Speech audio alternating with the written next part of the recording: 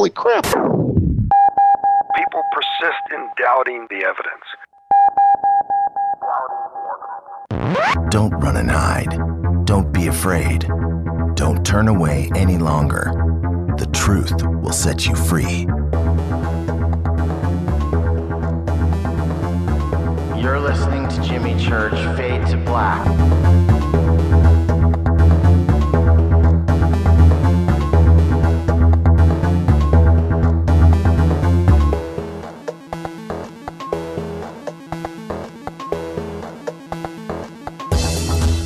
We're turning all of our antennas towards Jimmy Church. And now, your host, the captain of conspiracy, the prince of paranormal. This ain't your daddy's radio network show. This is Jimmy Church, Fade to Black.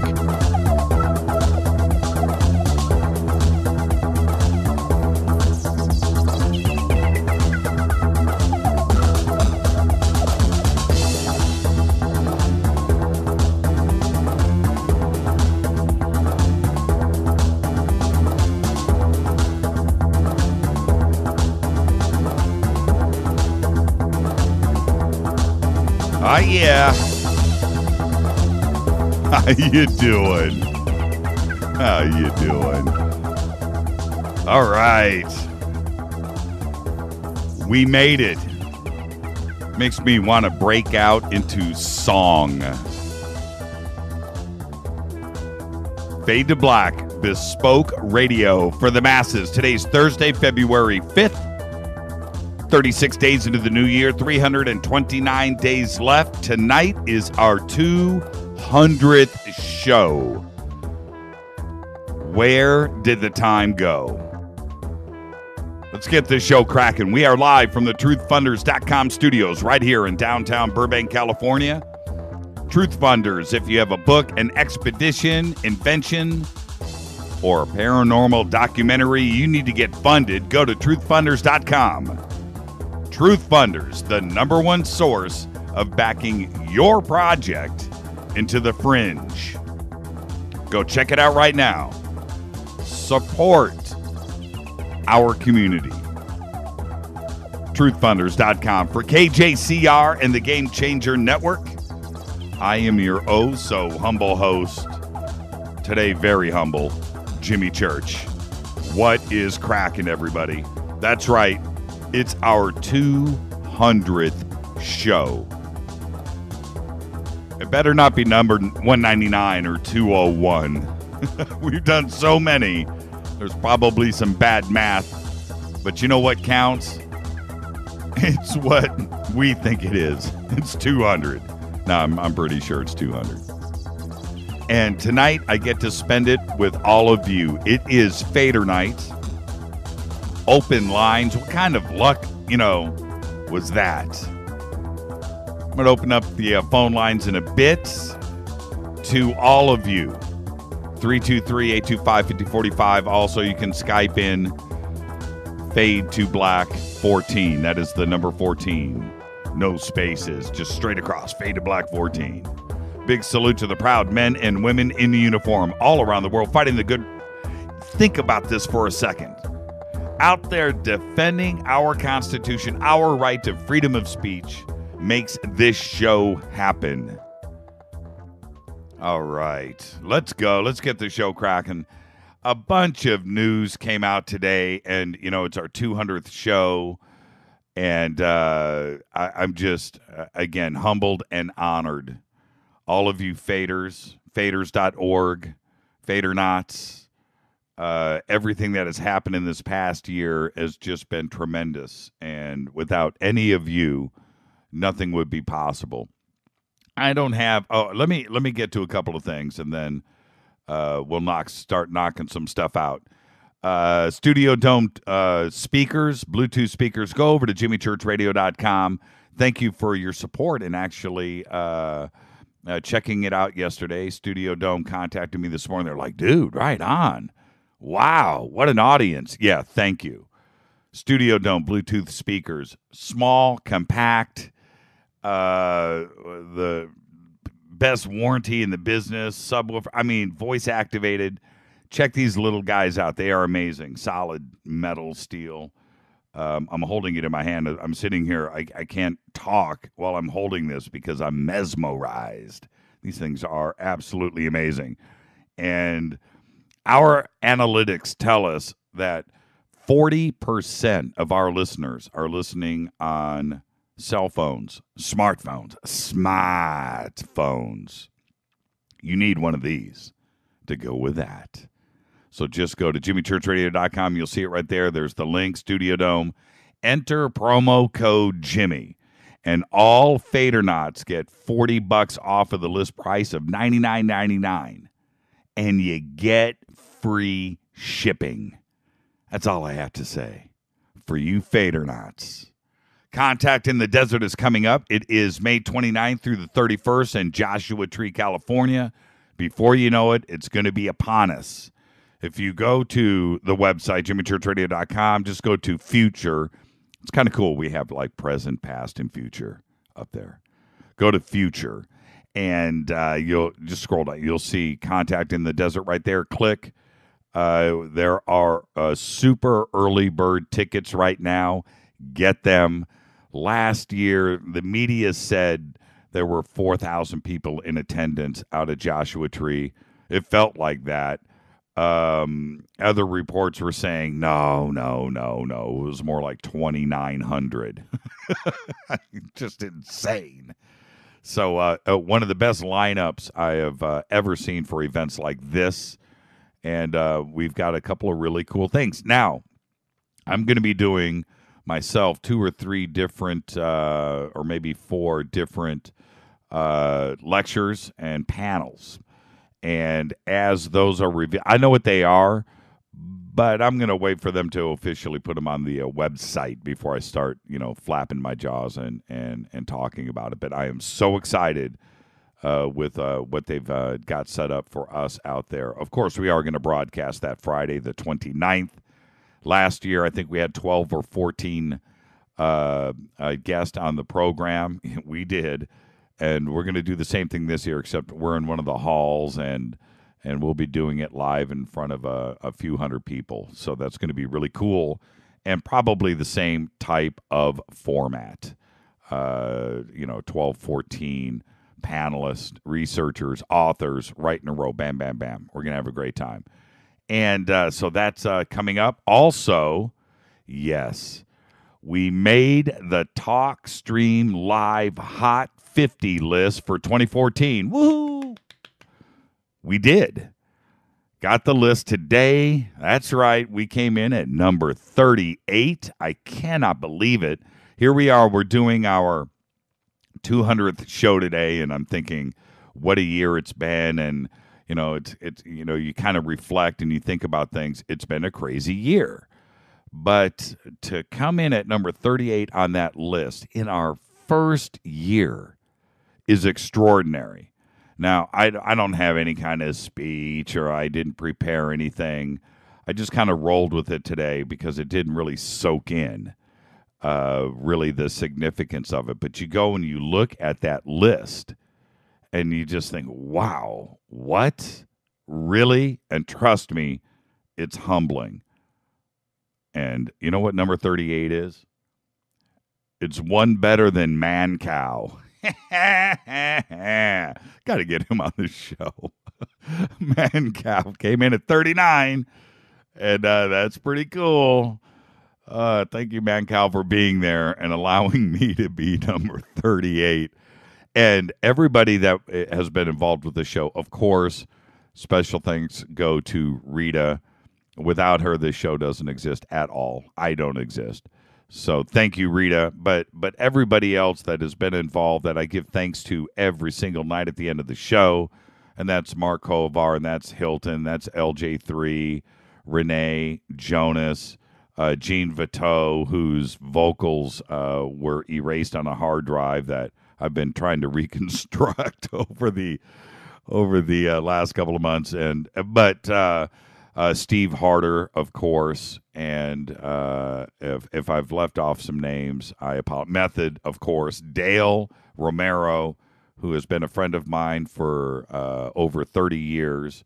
Without him, the show, everybody just does their part. So we made the TalkStream Live Hot 50 list. And I was speaking to the folks over at TalkStream Live today when they gave me the news. And literally, I'm not kidding, Bill said to me, Jimmy, just tonight on the show, do me a favor.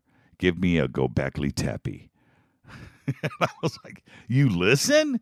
I'm a fan, Jimmy. And I said, all right, you got your Gobekli Tepe. So there's everybody say, thank you, TalkStream Live. I would love to see that happen in Twitter right now. And, follow us on Twitter, by the way, at JChurchRadio, hashtag F2B. That's what you want to do. Come hang out in the sandbox. I know I say it every night, but it's really true. That's what you want to do. The TalkStream Live people were saying to me today about some of the things about this show and in their opinion, reasons for its success. And they said, one of them, Jimmy, is Twitter. Your Twitter audience and what they do and how you embrace Twitter is how it should be done. Everybody should learn. Everybody should come and check you out.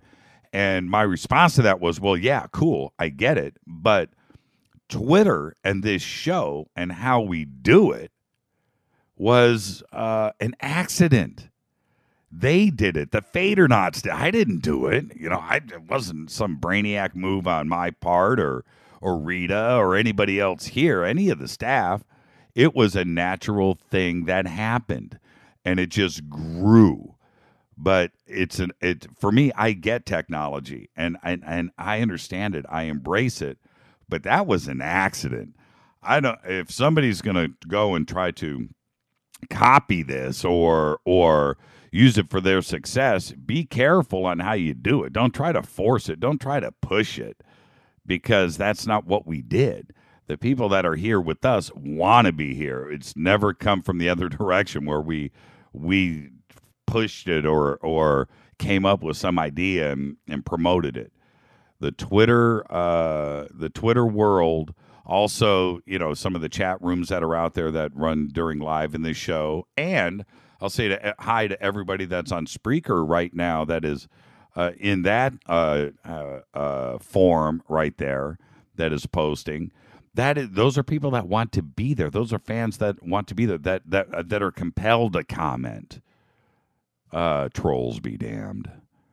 And that's the truth. So again, thank you to everybody. It's a very humbling experience. Everything that happened this year. Here we are sitting at show number 200, doing 4 shows a week, 3 hours a night. It's a labor of love. I love it. I wake up every day like it's Christmas morning, and I can't wait to come hang out with everybody and talk to another interesting guest or Fader night and take phone calls all night. That's it. And I truly mean it from the bottom of my heart. This is our 200th show. None of this happens without all of you. And I could sit here and go through Twitter right now and name everybody one by one. And you know this. Okay? So again, thank you, everybody. All right. Now, with that, let's get this show cracking, because I'm drinking some really good organic bean tonight. I'm a little geeked up. I'm happy. I'm in a great mood. And I'm going to take my first break because we've got lots of news. I've got all the... You know what? No, I'm not going to take a break. No, screw that. Let's just do this. I'm a potty mouth. Today, good friend of mine, bassist Duff McKagan, is 51 years old. Duff, where did the years go? My brother, 51.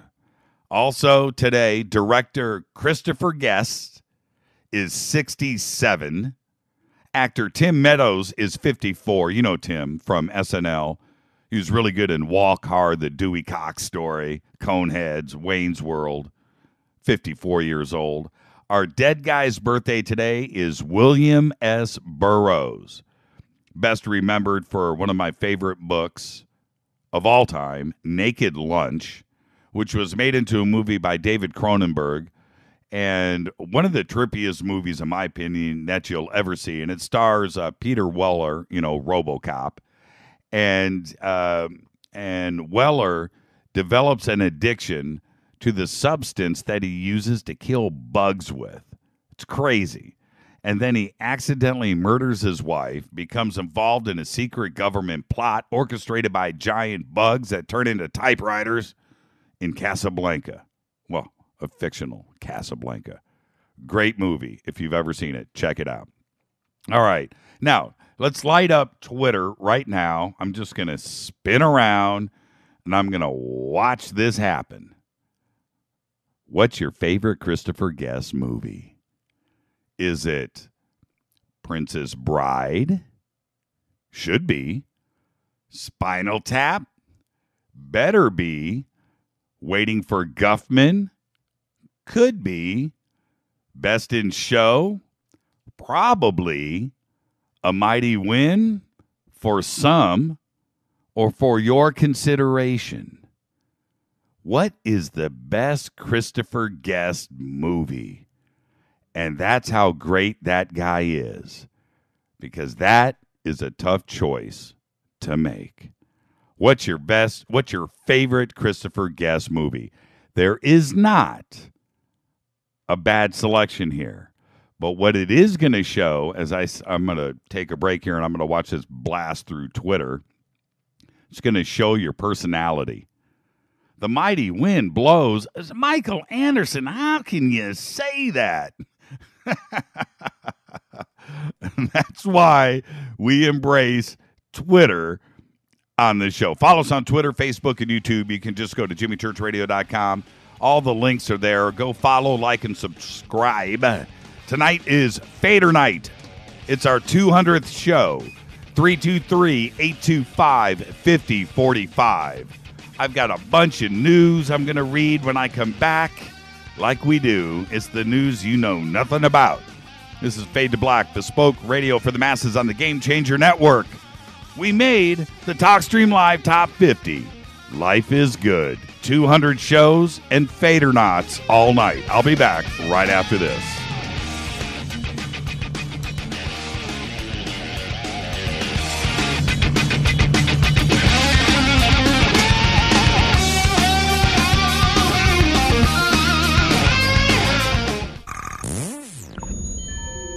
You're listening to Jimmy Church, Fade to Black. What's up, revolutionaries? It's me, Jimmy Church. Do you have an IRS or state tax issue? Well, I did, and I called national tax experts. My problems were fixed, done, fini, and man, I gotta tell you, it was a relief. National tax experts are a recognized tax office that services clients in all 50 states. Doesn't matter where you live. Give them a call. I'm telling you, they take the time to understand each and every client's individual financial status as well as their financial goals. And that's exactly what you need, my brother, when you're taking on the evil 3-letter. So, seriously, give them a call today at 1-877-909-5444. Again, 1-877-909-5444. Or go check out their website, www.nattaxexperts.com. That's NATTAXEXPERTS.com. Tell them Jimmy sent you. This is KJCR at JimmyChurchRadio.com.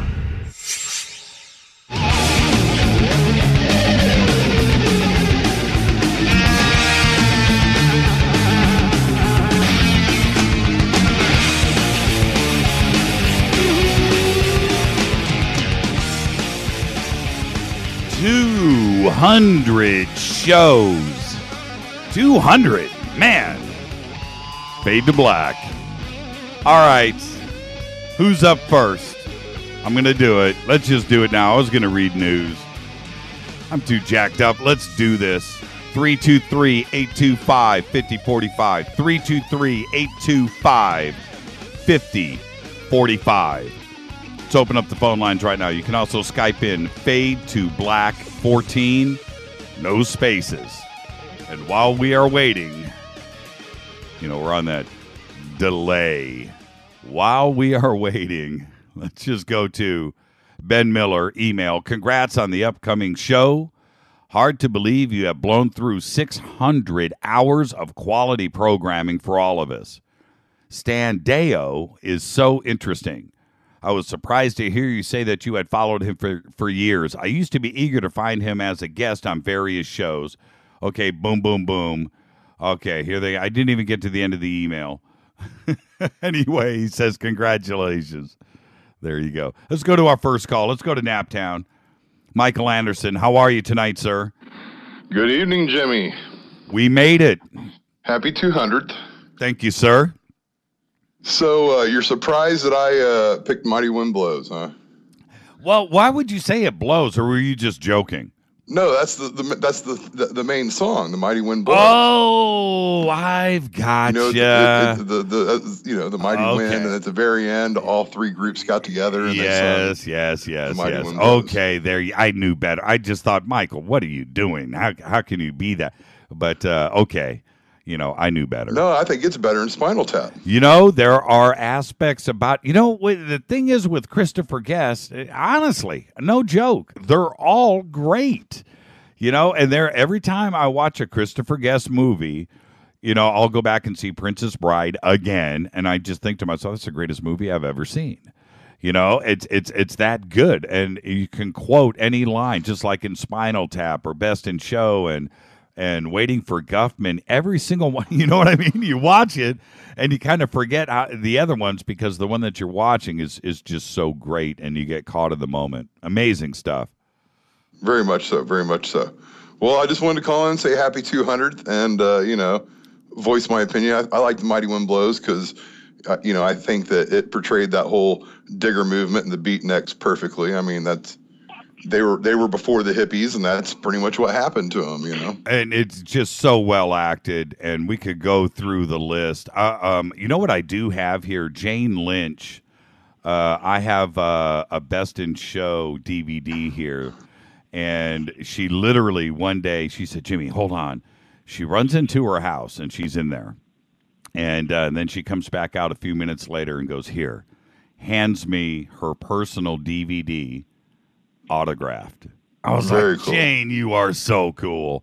So, but I sat there and I talked to her scene for scene in the movie, and we're going back and forth, and she realized that I was the real deal when it comes to Christopher Guest. So, thank you, Michael. Well, every interview you ever see with her, she's just, she just seems so super cool and down to earth and straightforward and fun. And how about 40-Year-Old Virgin?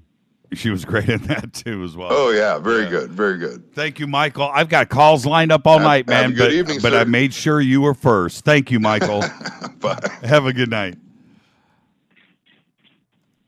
Hi, you're live on Fade to Black. Who's calling?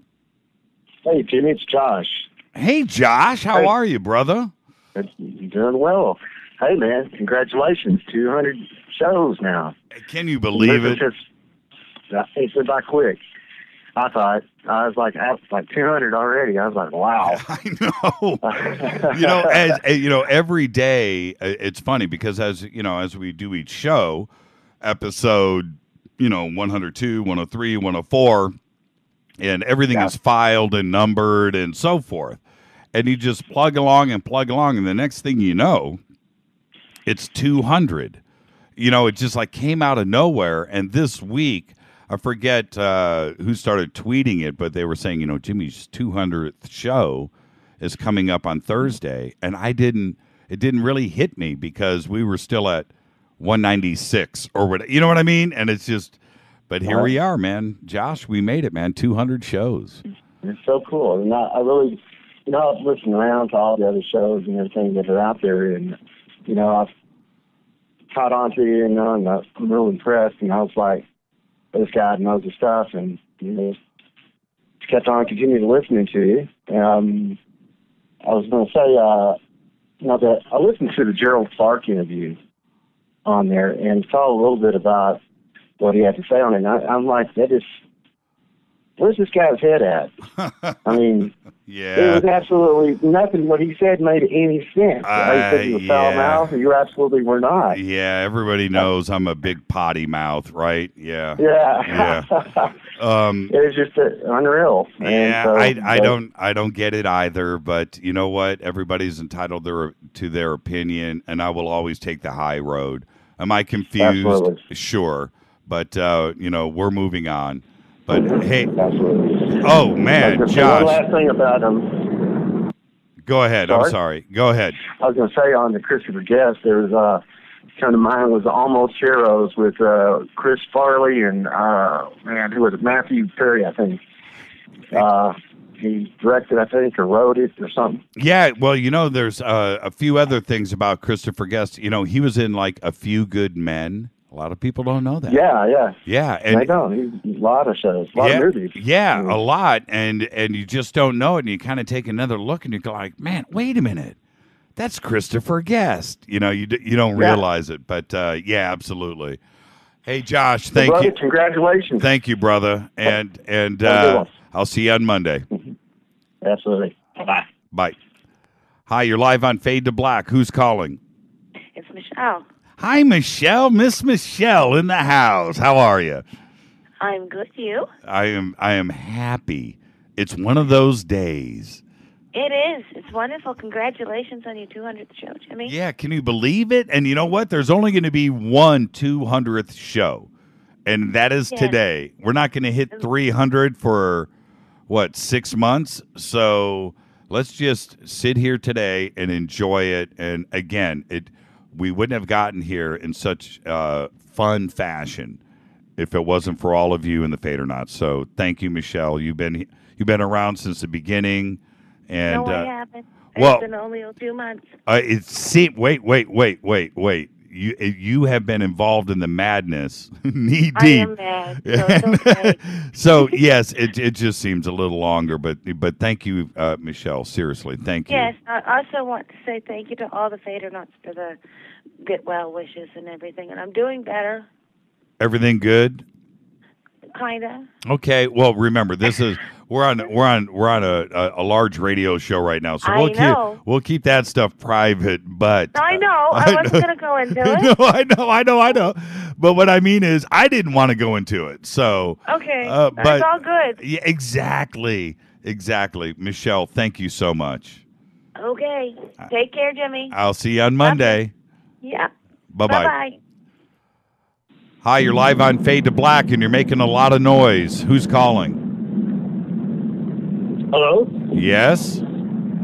Jimmy? Yes? This is K28. This is who? K28. Hey, K28, you got to roll up your window. Where are you, at the airport? No, I'm on the 405 again. Oh, okay. It's a lot of noise in the background, Kay. But hey. Is it worth it? Yeah. But we made it, my brother. 200 shows. That's right, 200. Congratulations. Thank you, sir. Thank you. And I swear, it sounds like you're at Cape Canaveral, and the shuttle is taking off in the background. So I turned off Bluetooth. I was thinking it was going to help. No, it's loud. But don't worry about it. Thank you, Kay. Wow. Yeah, maybe I just... okay. Is this better? No. Hey, Kay. No. I'll talk to you on Monday. I can't even... I'm yelling. Oh, really? Wow. Yeah. Everybody's listening to this. Well, let me just give you a riddle, see if you can answer it. Hurry up. Okay. Where on earth can you be everywhere and nowhere at the same time? Where? You're not going to try to guess? No. And you're stumping me. Miss Michelle knows the answer. Yeah, Miss Michelle knows the answer. Okay, what is it? It's the pole, the North Pole or the South Pole. Oh, exactly right. You got me, Kay. You could be all 24 time zones, but you're still in the middle of nowhere. Thank you, my brother. K28, everybody. Thank you, Kay. I try to get a better connection next time. Sorry about that. No, not a problem, my brother. You know that. I'll talk to you. Anyway, congratulations. Thank you, Kay. Bye. Man, Cape Canaveral or what? Hi, you're live. Thank you, Kay. Hi, you're live on Fade to Black. Hi, Jimmy. This is Tammy. Hi, Tammy. This is Jimmy. I know. Well, Mr. Church, you're on your 200th show. Congratulations. Thank you so much, Tammy. But us Fadernauts have a few questions, Jimmy, so are you comfortable? I'm always comfortable. You have a few questions? Okay, yes, all right. Tonight to interview Mr. Church. Oh, really? Okay. Yes. Well, I'm not prepared. Am I okay? You know what? Let's do it, Tammy. Okay. All right. Good. I was hoping you'd play along. Okay. The Fadernauts have sent me some questions. We've been kind of talking about this for a couple of days now. I didn't know it was the 200th show tonight. But, no. congratulations. No. Okay. Now, you've asked us all one question. Have you yourself, Jimmy, seen a UFO? I've seen 3. And? I've seen 3. Okay. I had my first sighting that I remember, the first one was the one I photographed up in Monterey, California, back in 1995 or 1996. One of the guys that I was with, that when I shot that, his name was Bob Jordan. I saw him last week at the NAMM show, and we talked about it. But that was the first one. Second sighting was with Rita here in the Valley around 2010. I could go back and look at my notes on that for the exact date and time. It was here in the Valley where we saw a white orb flash out of the sky and looked like apparently crash in downtown Van Nuys, but nothing exploded. But that's what we saw, and that was reported to MUFON. And then the third sighting happened about 2 years ago here in the San Fernando Valley, also at a Honda dealership. And of course, there's a video about that online. And so those are the 3 sightings that I've had. Those are very interesting sightings. Very good detail. Yeah, all three are incredible. One I have a photograph of. Did any of them make sound? No. All right. I had to think. Yeah, I have to think about that because there's 3 events, so I had to stop and think. No sound from any of the 3. All right. Now, another question of Fadernauts that was sent to me is, what is your favorite part of Fade to Black? My favorite part of Fade to Black. Oh, you know what? My favorite part of Fade to Black, which is no joke, would be that I am able to sit and do the show that I would want to listen to if I was a Fadernaut or a listener on the other side. Yeah, it's a wonderful show. My third question would be, let's see. I'm not out by my computer, so I can't see it. How did they ask that? Okay, here's one. How did you and Rita meet? We met through, it was music related in 1998. 1998, can you believe it? And this is 2015. I can believe it. Yes. You're both Libras. You guys are just like glue. The amount of time that we've spent apart all of these years, those days I could probably count on 1 or 2 hands. Thank you. But we have spent every day together since, a couple of breaks, but basically we have not spent any days apart. And since we're making this easy on you, the last question is, what got you interested in radio? That was actually the answer to question number 3, which is I was frustrated with what I was getting from other radio shows that I was listening to. And it didn't matter what the radio shows were, whether it was sports or talk radio or ufology, even going back to the old Coast to Coast days. I felt that as great as all of that programming was, we weren't getting 100%. We were getting 50%. Everybody was always holding something back. even the great That's ones. Exactly.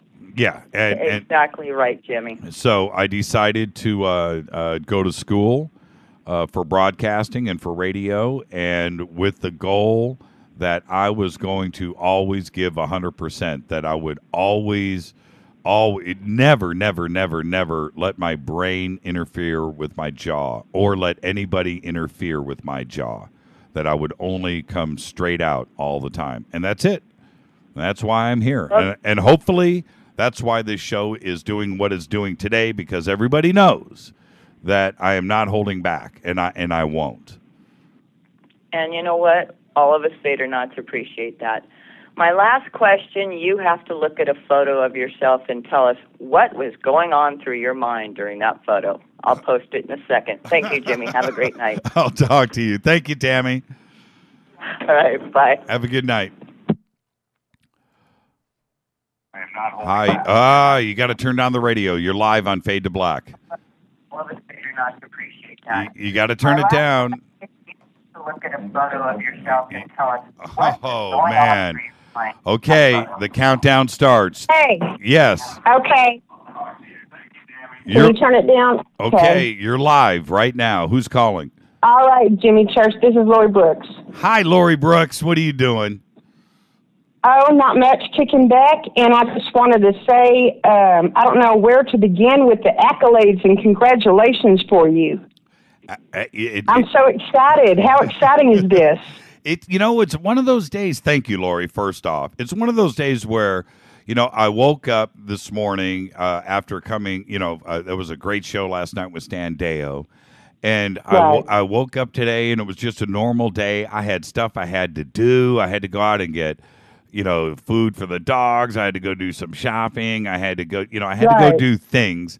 And as the day unfolded, I get I talk to TalkStream Live, and I find out about the top 50, and this 200th show starts to soak in, and a couple of other phone calls. So the next thing it's like turning out to be a pretty amazing day. And I've been floating all afternoon. I couldn't wait to get on the air tonight and hang out with you guys. I was wondering, I was like, wow, how must that feel? How must that feel? You got a double whammy for, the special day today, and then just to have all the love from your Fader family and stuff, it's got to feel awesome. Yeah, because we all love you. And, you just put on an amazing show. It's no surprise, and I'm just like in awe, really, and just wondering, man, that has to be mind-blowing, though. And I've got to be straight with you. We do this 3 hours a day, 4 days a week, every single day, and it's always amazing. It's like I said, I'm waking up every day like it's Christmas morning. And I know that we've got a great guest lined up, and the Fadernauts are going to be all fired up, and we're going to have another great show. And it's like that every single day. I love it. I'm having so much fun. I'm sorry, pardon me for interrupting, but that's a part of the magic, and that's what makes your show, and that's what makes you so great, is that you really connect, and you're so excited about each and every show that you do. Nothing is humdrum. I've never heard you yet come in and just be like, okay, it's another day in the neighborhood. No, you're excited about you're so on fire every single show, and it makes all of us get excited right along with you. So it's just so cool. I'm so happy for you. Well, Lori, this is no joke. If you were in my shoes, you would have the same mood every day. I don't care what happened in your life. You doing this show will make you giddy and will make you happy. And that's the truth. Trust me, I am just like you. And that is I'm just laying it out there. It's the way it is. I'm being honest. It's just such fun, and it is such an honor, and I'll never let go of that. Well, you know what? Another thing that makes you really separate from the rest is that you really treat all of your fans and your Fadernaut family and everybody like you're just sitting in their living room and you're chit-chatting with them, like you're just a friend. And not, a lot of hosts don't do that. Most hosts, and I don't know, actually, let me go back, any host that really does it like you do. So it's really, really cool. You make everyone feel like they're family. It's really cool, and like you're a friend. And it's just amazing what you do. I'm like blown away, and I'm so excited. I've been cheesing all day for you. Well, and Lori, don't forget, I warned you. I said you're going to become part of the family. And you did, yeah. And look at you now. So thank you so much, Lori. Well, you know what? That's another thing. I wanted to thank you for hooking me up and all of the FADERNIGHTs who have just welcomed me into the fold and been so cool and so groovy. And a shout out to Spaceboy and Les. And all my girls. Kat needs to call in, though. She's never called in. She's a little bit nervous. And I said, well, I have been every single time. So it's your turn, girl. So anyway, love you, Jimmy. And I do have a question. I'll take it off the air. But my question is, what is your most memorable show, whether it be hilarious, weird, awkward, or whatever? Thank you, Lori. You have a great night. All right. Congratulations. Thanks, you, Lori. Jimmy. You got it. All righty. Bye. Bye. I get that question all the time. And the correct answer is my favorite show was the last one. That's it. I can't go back and look at all of the shows and try to pick one. The one that really blew my mind, that the one was the show with Bob Schroeder. And we've got to get Bob back on the show. But that show with Bob Schroeder was magic. And if you haven't, you can go to the podcast, or it's up on YouTube too. And you can go back and listen to that show. And it was about his theories of how E.T. would have gotten here from another universe, another solar system, and in minutes instead of 10,000 years. It's an incredible show. So you should go and listen to that. And but that's the one show where I it took me like 3 days to get that out of my brain. And that Bob Schroeder show was incredible. But aside from that, it's the last show. That's my favorite show. Hi, you're live on Fade to Black. Who's calling? Hey, Jimmy, this is Brent Edwards from Meridian, Idaho. Hey, man, Brent, what's going on, brother? Oh, not much, man. Just sitting here listening to your 200 show, and congratulations, by the way. Thank you, sir. 200. I don't know where it came from, but we're here tonight. I really don't know. I wasn't around when you first started, but I came in around episode 75 or so, but I've gone to YouTube and listened to all of them I can, and I feel I'm caught up, and I just love the show, man. It's the best show on the radio. Yeah, thank you so much, Brent. And if you think about it, show number 75, that was 125 shows ago. That's insane. That's just insane to me. But, we're here. So thank you so much, man. Yeah, I enjoy you on Coast to Coast. I feel that this show is better than Coast to Coast. The only thing you don't really have that they have is Peter Davenport, and I'd really like to hear him on this show one time. Yeah, we reached. Yeah. Peter said he would like to come on, and we've been trying to, line it up. He's a very busy guy, and we've been trying to get that together. But I would love to. I've been listening to Peter just like you for years, and he does some very important work. And Peter, I would love to have him on the show. I would love to have the opportunity just to hear him do his report. That's all I want to do. I just want to sit here and listen to him. You know what I mean? Oh, yeah, I know. I mean, the guy's amazing, and the reports are just amazing. And, I'd love to go to his site, read all about it. And but, as far as interviewers, you were bar none the top interview that I've ever heard. In fact, I have a guest suggestion. Have you ever heard of Dakota Fred Hurt from Gold Rush, Alaska? Oh, yeah. Yes. Yeah, that's a good idea. You know what you should do? Shoot Rita an email, because by the time this show ends, I will have forgotten. So shoot her an email, and we'll line that up. That's a good call. That's a good call. Yeah, you might want to wait a month or two. He just lost his wife on the 2nd of February, I believe. As we were all watching the Super Bowl, he was dealing with that. So, he did put it. You know who passed away 2 days ago, and I forgot to mention it yesterday. I was waiting for media reports to report on this, but it's our understanding that Michael Luckman passed away 2 days ago, and he. He's been around for a long, long time in ufology, and he also wrote the book, I think it's called Rock and Rollin' UFOs. I think if I've got that wrong, I feel horrible. But his, he was so intrigued with this show and the Malibu base, and then last year he announced he wanted to do a big Woodstock-type festival out at the Malibu base, and he made those announcements, and it made page 6 of the New York Post, and we talked quite a bit about it, and it seemed like that was an event that was about to go down, and then he passed away 2 days ago. And I didn't mention it. Yeah, I didn't mention it on the air yesterday, but rest in peace, Michael Luckman. Thank you for the call, Brent. And listen, you've been with us since show 75. And hopefully, when we hit 300, you'll be calling back going, dude, we're here at 300.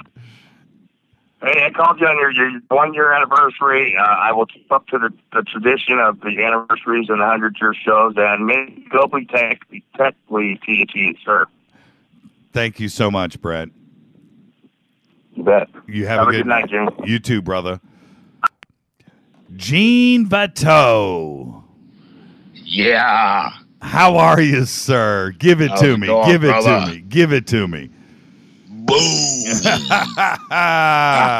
Fly a mission. That's what I'm talking about. Drop a bomb, Gene. Right. Man, I just wanted to call and tell you and all the Fadernauts that what a trip it's been. I know it's going to go on for a long time to come, but number 200 is a big one, brother. Yes, it is, man. And it snuck up on us, didn't it? It's like before you know it. Yeah.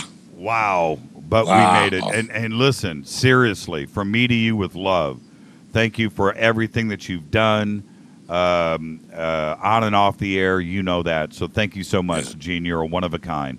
Well, it's no big deal, brother. I do it out of love. We all do, Gene, and isn't that the point? That's right. I want to express my thanks to all the crew, to your dear wife, Rita, and to everybody that has anything to do with getting this show on the air and making it as great as it is. You got that right.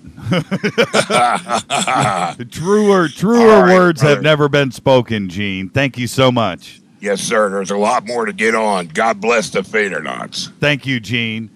Okay. That is Gunny Gene Bateau, everybody. Gene Bateau. Hi, you're live on Fade to Black. Who's calling? This is Bear. Hey, Bear. How are you tonight, sir? The bright spot in my day. Made it in. Hey, congratulations on your 200th show, and also coming up number 38 in the big book. Yeah, wow, that was a shocker today. And I'll say, you know what, I didn't want to necessarily mention it, but you kind of have to, because when things like that come along, TalkStream Live does a lot of work, and they put that list together, and it's just a tabulation, and so when they put that together, it's not a popularity contest. It is just merely numbers, and we came out at number 38 in the midst of some pretty big names that I respect out there, and it's an honor. That's all you can say. You just look at that and you step back and you go, wow, okay, all right, recognition, and there you go. So yeah, yes, sir, Captain, you've got the recognition. Okay, and for a non-syndicated show, that's pretty, heavy stuff, man. It is. Congratulations. It is. It really is. But you know what? let's keep moving forward, because even that getting that from TSL, from TalkStream Live, making the Hot 50 is it just happened. It's an accident. And if we you didn't hit just top 50, brother. You hit 38. Yeah, it wasn't number 49, right? Right. Yeah. I mean, you're well within the slot, man. Yeah. Well, let's see what happens next year. But all we can do, Bear, as you know, let's just do the best show that we can every day. Have fun with everybody, and that's it. And I was talking to somebody earlier today about this, and it's very simple. The formula to this show is very, very simple. We do a show that we enjoy. And if other people enjoy it, they're going to come back for more, and they're going to hang out. If they don't enjoy it, then they're not going to come back. But the people that are here, the Fadernauts and the family, the people that are here because they want to be here. And they give us 3 hours a night of their life. And trust me, I know that. I am so thankful. I say thank you every single day on the air, because I am thankful. This is the funnest job ever, hanging out with you guys every night. Trust me. Yeah. Hey, can I give you a little technical advice? Coming from you, just as long as it doesn't involve microsingularities or laser beams. No, it's sometimes your compression gets a little heavy. Does it really? Okay. Yeah, and you might want to turn your mic gain down a little bit. And if they could install some VU meters in there for you, too, so you can see where your voice levels are. I got meters. I got meters all over the place, and they all lie. And on top of that, I've got a loud voice. And yeah, that's why if you have some good pair of analog meters, man, they don't lie as much as the digital. I know. Believe me. That's a fact. That's a fact. Thank you so much, Bear. Fact. Yeah, one of these days you're going to turn around, and that needle's going to turn around, and it's going to hit the end, and it's going to go bang. Oh, Bear, you're the bright spot in my day, my brother. Again, thank you for everything, and you know what I'm talking about. Thank you so much. Yeah, well, be well, be safe, be cautious. Always. And wish me well in the battle that I'm fighting. I'm telling you what. Thank you, Bear. Good luck with that. Okay. Good luck with that. I'll talk to you. Hey, I'm trying. They're trying to play the shell game while I'm turning around and playing the shell game back on them, so we'll see where it goes. That's it, man. You got to fight the man. I'll talk to you. Oh, yeah. I'm a big bear, and I'm ready to take on the task, I'll tell you. I've already got them. Yeah, they think they got me going around in circles, while then I turn around and get them going around in circles. So. and I know what you're doing. Yeah, exactly. Thank you, Bear. Hey, no problem. Oh, and Miss Michelle, I hope you get better soon. And Heidi out there to, Tammy and Lisa and Rita and Nancy Nurse, and you know the whole group out there. And, we're all friends, so it's just like, hey, hi to everyone, and I send hugs out that way to everybody. So, hey, Bear. Have a good one there, Jimmy. Hey, Bear. And, hey, Bear. Yeah? You're the bright spot in my day. You're the bright spot in my day. You have a good weekend. I'm going to try. You have a good weekend, man. I'll talk to you, Bear. Thank you, brother. Okay, brother. Bye. Hi, you're live on Fade to Black right now. Who's calling? Good evening, Jimmy. It's your brother, Reverend Ed. Ed Miller? Yeah. Is it the Ed Miller?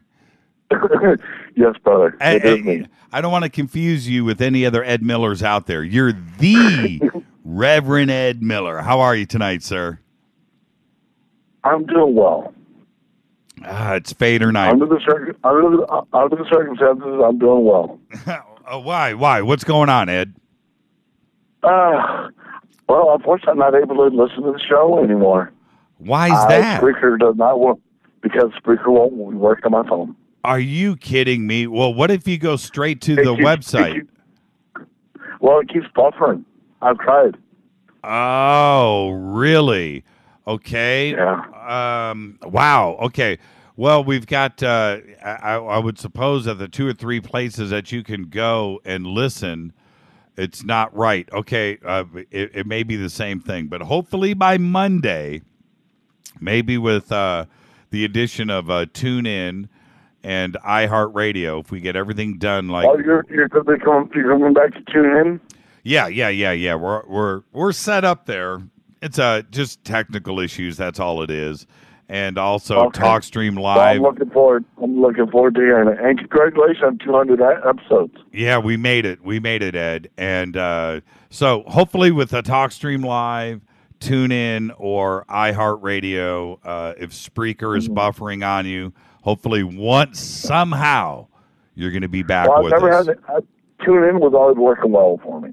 Okay. Well, hopefully we'll have it set up. We're close. Trust me, we're close. All right. Thank you, Reverend. Hey, thank you, and you are the host for the most, brother. You have a good weekend. I'll see you on Monday. You too. All right. God love you. I love you back, Ed. Love everybody there. You know that. Take care. Bye-bye. Oh. Ed Miller, Reverend Ed Miller in the house. This is Fade to Black, Bespoke Radio for the Masses, our 200th show. Unbelievable. Tonight's Fader Night. I am your host, Jimmy Church. 323-825-5045. 323-825-5045. That is the call-in number. Fade to Black 14. You can Skype in. Email Jimmy@jimmychurchradio.com. Tonight's Fader Night. I'll be back right after this.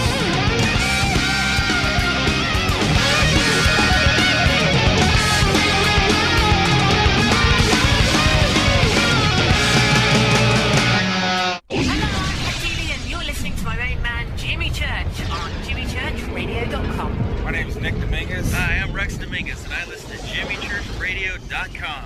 Jimmy is your preacher. Amen. This is Toby Kebbell.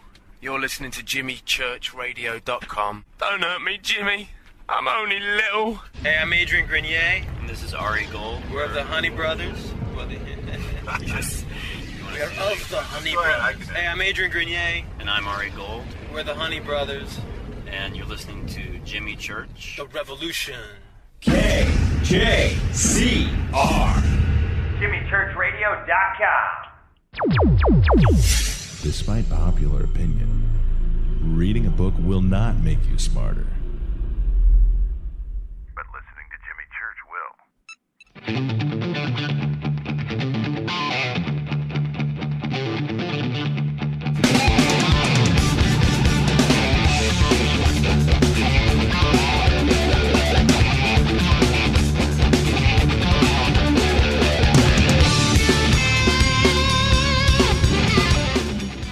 All right, everybody, welcome back. Fade to Black.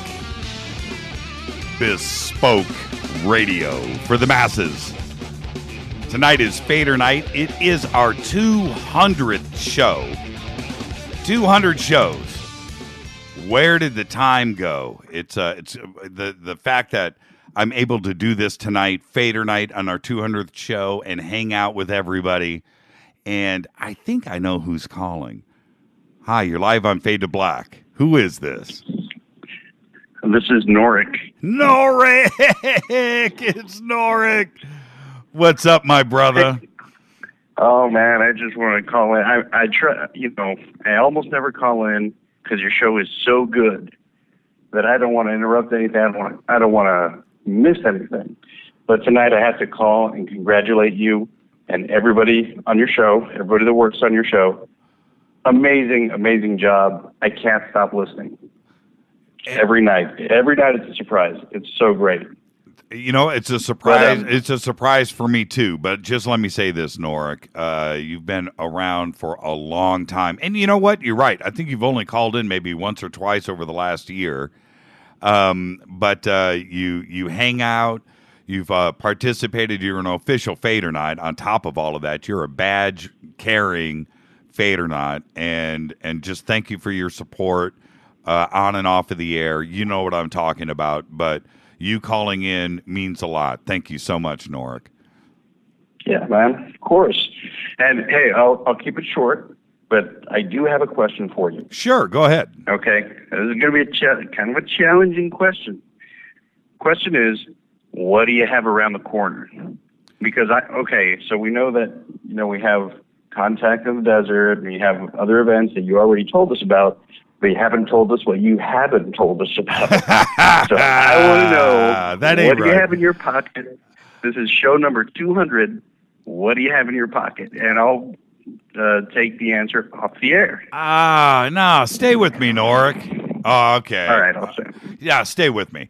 Look, the reason why I don't announce a whole lot about what we do have right around the corner is because you want it to happen on a certain date. And not only that, you want to make sure that it's going to happen. Those are important things. But I'll say this. A couple of things that are going to happen. We don't have the exact dates, but we're going to do Fader Night on video. Okay, so we're going to do Fader Night. So you guys come in and we'll be able to hang out. You guys can ask me questions, and we'll be running studio cams. And that is going to be a special Fader Night for the Fadernauts, and we'll probably do that over at faders.org. But that is something that we're looking at right now. So that's probably going to happen soon. Now, look, next Friday night, of course, Hangar 1 airs. That's the premiere. And so that's coming off on the 13th. Also, there is some talk about another show that we're talking about that is in development. And it looks like, like anything else, this is Hollywood. And until it's done and you see it on television, it's not done. But so it's a little premature, but I feel good enough to talk about it that I think it's a good idea, and I like it, and it should be happening in about 3 months. Oh man, that's really cool. That's pretty exciting. I don't want to do. Really cool, I don't want to do TV. I want to do radio. But if it's a way to spread the message, and we are able to do it correctly, and it's a serious show, then I'm cool with that. But I don't have a face for TV. I've got a face for radio, so I'm cool with that. If you know what I mean. Yeah, I know what you mean. But hey, it'd be really cool. I know you guys are real busy all week, but you're going to Joshua Tree. That's really great. It'd be so cool if you could make it down to Texas. You got so many supporters down here. I don't know if you're ever going to have an event available this year, but man, it would be amazing if you could get down here for a convention or whatever. That would be really awesome. Houston, San Antonio, Dallas. You got a lot of supporters down here. Yeah, and we love Texas. Trust me on that. And I love Texas, and I will do anything in my power to get out there this year. There's no doubt about that. Not only with this show, but with my sports show, the old sports show. Texas, man, was a huge supporter. I don't know what it is about Texas and Jimmy Church, but you guys get it, man. I don't know. And, I would love to go back to Texas this year. I've spent so much time there, and I've got great memories, and I would love to go back. Cool, man. All right, well, cheers, and have a really good night. Thanks for taking my call. Thank you, Norik. All the best, my brother. All right, go Beckley Teppy. You got it in. Go Beckley Teppy. Hi, you're live on Fade to Black. Who's calling? Hey, Jimmy, it's Brian from New Hampshire. How are you, man? Hi, Brian from New Hampshire. How are you, sir? Hey, I'm doing all right. Congratulations. Thank you, brother. Hey, did you get a kick out of Fadernaughts for Dummies? Did you happen to see that? No, I didn't. Where is that? Did it just roll by in Twitter? No, I created an email using the the For Dummies book cover, and I sent you Fader Knots for Dummies, I don't know, about a week or so ago. Oh, Rita, post the Fader Knots for Dummies book cover. I thought you'd get it, and the rest of the crowd would get a yuck out of that. Hey, I can't get an address for you. I have what could be a potentially winning scratch ticket for you. I wanted to send you because it's an I Love Bacon scratch ticket. Right on. Yeah, obviously we won't be doing that on the air, but shoot an email over to Rita. And she'll send me your address. Yep, she's the boss, man. I'm just the guy that talks on the microphone. Right. Never. I think I heard. I'm sorry, Brian. Never forget that behind every man, there's somebody like Rita that keeps you in line. Okay. Yeah, I agree. I figure with all the bacon Twitter posts that you'd get a bang out of an I Love Bacon scratch ticket. And hey, you might win $1,000 also. Yeah. Well, I saw those. I saw I think we actually read it here for the news one night when those were released. I think you did. Yeah, absolutely. I happened to. I stopped at a little variety store and they had the scratch tickets out, so I snagged one for you. Hey, you have time for a quick story? Yeah, give it to me. All right. So many moons ago, my friend was dating this girl, and I stopped into her house with him. And we're sitting in the living room, and her mother's there, and her oldest sister, who's much older than her. And her oldest sister says to us out of the blue, "Hey, have you ever seen a table walk?" And, we shook our heads no, and she said, "Well, would you like to?" And we said, yeah, why not? But we didn't know what we were getting into, so they set up a card table and 4 chairs. She had us put our hands, our fingertips on the table, and then each of us touched our pinky fingers to the person on each side of us, and then we touched our own thumbs together. Well, next thing we know, because we didn't know what she was going to do to make the table walk, she starts conjuring up the old relatives. And Jimmy, I swear to God, that table started rocking back and forth as fast as my arms would go, back and forth, back and forth. And what do? I look under the table to see if anyone's shaking the table. And what do I see directly across from me? My buddy sitting there, and he's looking under at the same time. Man, that table was going back and forth as fast as I could move my arms. And I don't dabble in that stuff, but man, I'm telling you, it was just unbelievable. Unbelievable. I do have one question for you, too. Have you ever, because I don't know if it's a bunch of bunk, maybe some of the listeners know, this guy's named Dante Santori has this book. He calls it the Alien Race Book. And supposedly it came from some former official in the Ukraine. And there's drawings and illustrations of what they claim to be 50 different quote-unquote species. Right. Have you heard of that before? Yes, I've seen it. Do you think it's bunk? No. Well, I don't think it's bunk. I think that it was compiled in Russia. I think they've compiled the information that they know, and they put it together. So yeah, as far as that goes, the book itself is real, and yes, and I have seen it. Yes. Yeah, it's pretty interesting. Well, anyways, have Rita find that Fader Knots for Dummies email I sent you with the picture. I figured they'd get a bang out of it. So congratulations. Keep up the good work, man. Thank you, Brian. Behave. All right, see you, brother. See you. Hi, you're live on Fade to Black. Who's calling? Hey, this is Kat. Oh, no, Kat. How are you? Babe. First time. Good. You're a first-time caller. How does that feel? Oh, I'm nervous. You're nervous? Now, yes, I wanted to talk. Yeah. Well, let me say this. You're a singer. Say yes. Yes. You're a singer, right? Are you Yes, are you nervous before you sing in front of people? I could get a crowd of 1,000 and be just fine, but there's 20. That's hard. Yeah. You know what? The hardest gigs I've ever done were in front of, you're exactly right. When there's 20 people there, you got 1,000 people in front of you. You're just rolling with the punches, and it's a good time. Well, you got 20 people in front of you. You probably know each one, and they're all a critic. Exactly. And I don't like playing in town at all. I can play where I don't know anybody. I'm just fine. Who's but your? I wanted to tell you, Who's your favorite singer? Oh my! Oh gosh, probably some people that a lot of these FADERNIGHTs aren't really big fans of, but it all goes back to the one and only Phil Anselmo and wow. Pantera.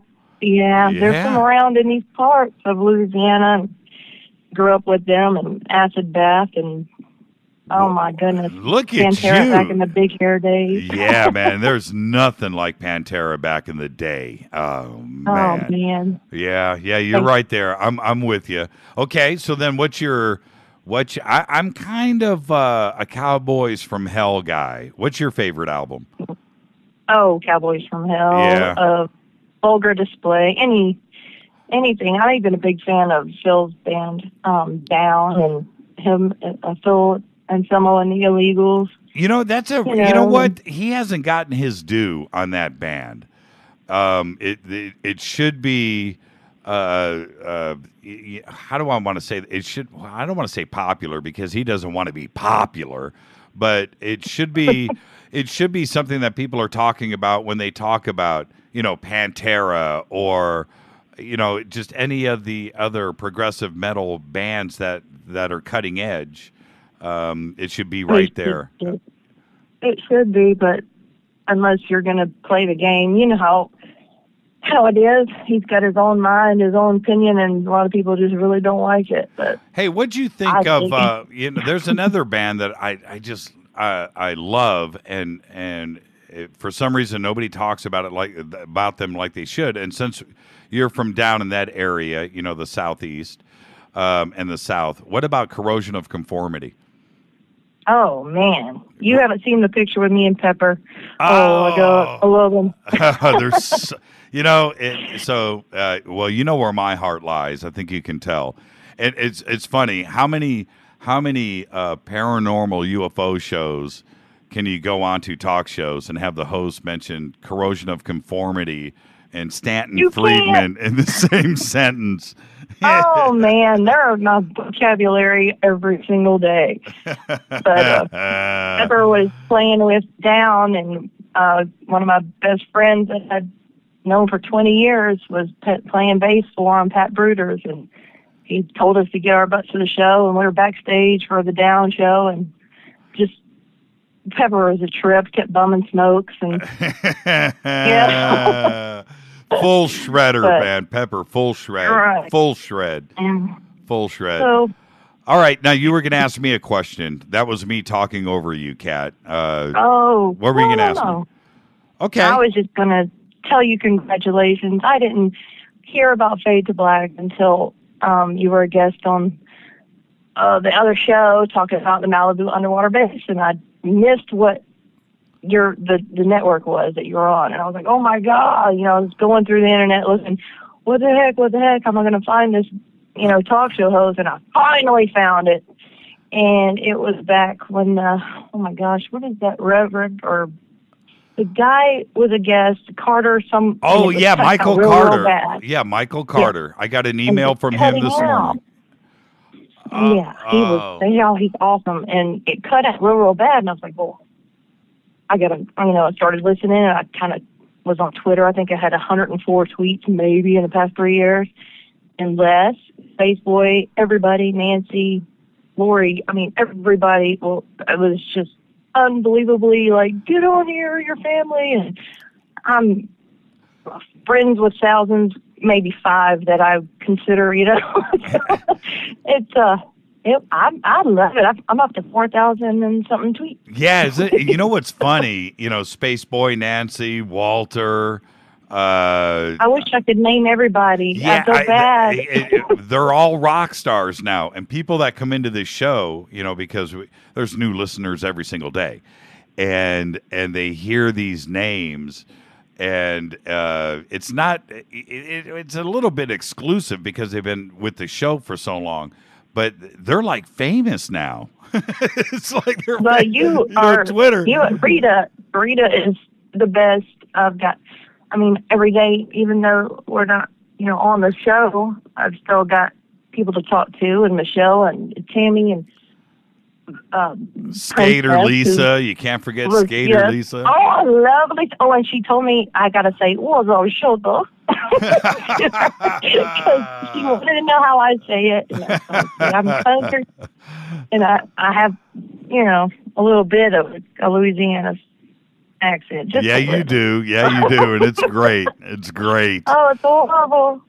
But your show is unbelievable. I've listened to other shows. You feel like, okay, we're listening to this. Good, you have something to say. Cool. Maybe I've heard of somebody new. And they don't really pay attention to who's listening. They're just on there for their own self. So, I don't know. That makes it all so long. Everybody's got their own style. You know what's funny? When you say that, then there's somebody else out there saying what you're saying about this show are saying it about that show because they get it. So, everybody's got their own little thing. And they do. And like Rita said, it just happened. It just happens. And people that are on the same wavelength. See, I was in a really bad place. Just, my dad passed, and it was just, what the heck's going on? I lost my job. I mean, not to give you a sob story, but I just happened to turn it on at 2 a.m. one night, and I was like, well, who is this? And, who is this person? And he sounds like he is a true, honest, and, integrity just spilling over. And I was like, it resonated, and I was like, this dude is, part of, maybe all the Fader Nights are scattered about, but I feel like it's my people, like my family, because it's just really me. Hey, Kat, do you have a band now? Do you have a band? I do. We are about to release our album that has taken almost 3 years, but it was, I guess now it's the time. It's finally done. And what's the name of your band? Oh, it is Our Precious Demise. Our Precious Demise. And where can we listen to your stuff? Oh, well, there's some not so great audio quality YouTube, but I have one little single that is almost studio finalized and mastered, and it is on Spreaker. And I think I scared poor Dan, Spiritual Boy. He didn't know what to think about it. It's not for everybody, but it's groove, Pantera-ish, Lamb of God type COC throwdown style. So. Did you just say COC on my show? Did you? I love them. Man, me too. Woo. Hey, again, for everybody out there, where can they go see it? One more time. I want you to have a solid plug. Oh, for my band? Yes. Oh. Kat, come on, right now. Well, okay, Our Precious Demise, and we have a Facebook page, and there are some videos on YouTube, and just, I hope you like it. If you don't, share it with somebody. They might like it. But as soon as the album is out, it'll be on iTunes, and then we'll have our CD release show. And it's, we played Dallas, Memphis, and Mississippi, and getting to New Orleans here soon. And Houston. I gotta get to Houston. We gotta get to Houston. Well, I just tweeted you out to the world. So there you go. Oh, Kat. my goodness.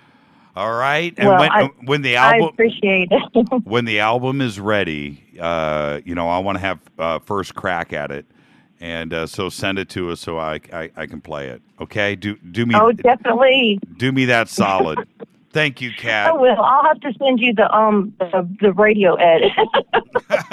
No, man. I want the 15-minute version. Don't. Oh, well, It's because I don't want nobody calling me foul mouth, so I have to, you know. Oh, yeah. Send me the radio edit. But the one on Spreaker is good. It's not explicit. Okay. Thank you so much, Kat. I appreciate it. Love you guys. Love you, Fadernauts. And I will be back on Twitter once I calm down a little. I'll talk to you. All the best, Kat. All right. Thanks, guys. Kat called in. Can you believe it? I am honored. Hi, you're live on Fade to Black. Who's calling? Hey, Jimmy, it's me, Arturo. Hey, Arturo. How are you tonight, sir? I'm doing well. I just wanted to congratulate you on your 200th and also making the top 50. Yeah, it's kind of crazy, isn't it? Hey, and thank you for that, Arturo. I don't want to get thank you. Now, I saw the picture of you looking in the mirror. Were you auditioning? What were you doing in that? Looking in the mirror? Yeah, it looked like you were auditioning or you were putting together. What were you doing? Oh, was it? Oh! It's my resume reel, my acting demo reel. That's what it was. I saw that last week, and I was like, "Wow, look at man, you were looking pretty serious." Is my point. Oh, yeah. It's my talent agent told me to make a resume reel about a few months ago, and I was just waiting for that last TV show that I was in, and I just after I got it, I inserted it, and then that's when the day that I submitted it or put it on Facebook. So, yeah, Facebook. Oh, those agents, those agents. Yeah, I know, right? Oh, yeah, man. Please them. So what's going on? What's going on, my brother? I'm just enjoying your shows. I missed the show with Stuart Swerdlow. Oh, you did? Oh, you mean on on Coast to Coast? You missed that one? No, I got that one. I just missed it on your show.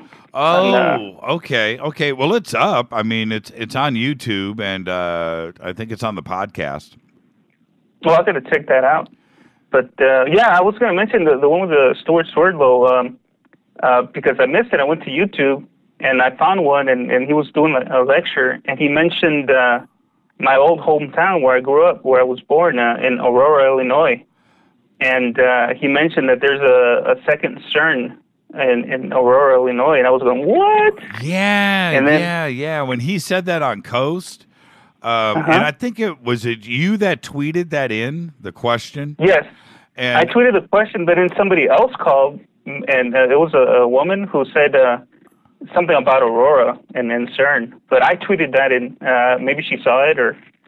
But that kind of freaked me out. Yeah, and also, I don't know if you saw today, but CERN announced out of Switzerland that they're getting ready to fire it back up, and they are going for the God particle.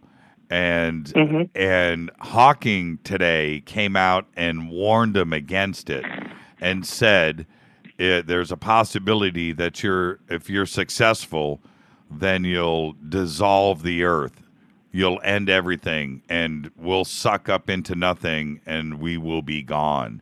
It's like this crazy. I'm paraphrasing there, but that's basically what Hawking said. And I might actually have had it here in the news tonight. I never got a chance to read the news, but yeah, I know. But yeah, I think I read about it. Yeah, I just saw the letterhead on it, but I didn't read the article. Yeah, check it out. It's pretty daunting, and we all, he may. It's funny. I always say that he's one of the smartest guys in the world, and every time I say that, I'll get these emails. Check this physicist out. Check this guy out. Check this. He does talking. Whatever. And so I tend to refrain from using those. But he is the guy that when he speaks, everybody stops and listens. And some of his stuff, okay, I get it. I understand. And it's hard to be a prophet when you're a physicist and predict the future or predict things in a very difficult field. And also, he's not a physicist. He's a theoretical physicist, and there's a difference there. And so, you know, he ventures into the pure unknown.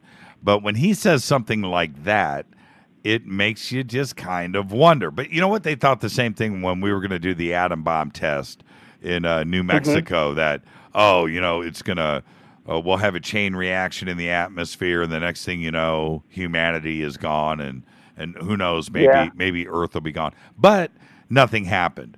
So I don't know. You know, with this. Go ahead. It's all controlled. It's all controlled. I'm pretty sure Einstein knew what to do and how to make sure that it doesn't, you know, get any better, any worse than that. But, no, Arturo, that's where you're wrong. They didn't know nothing. Until they pulled the trigger, man.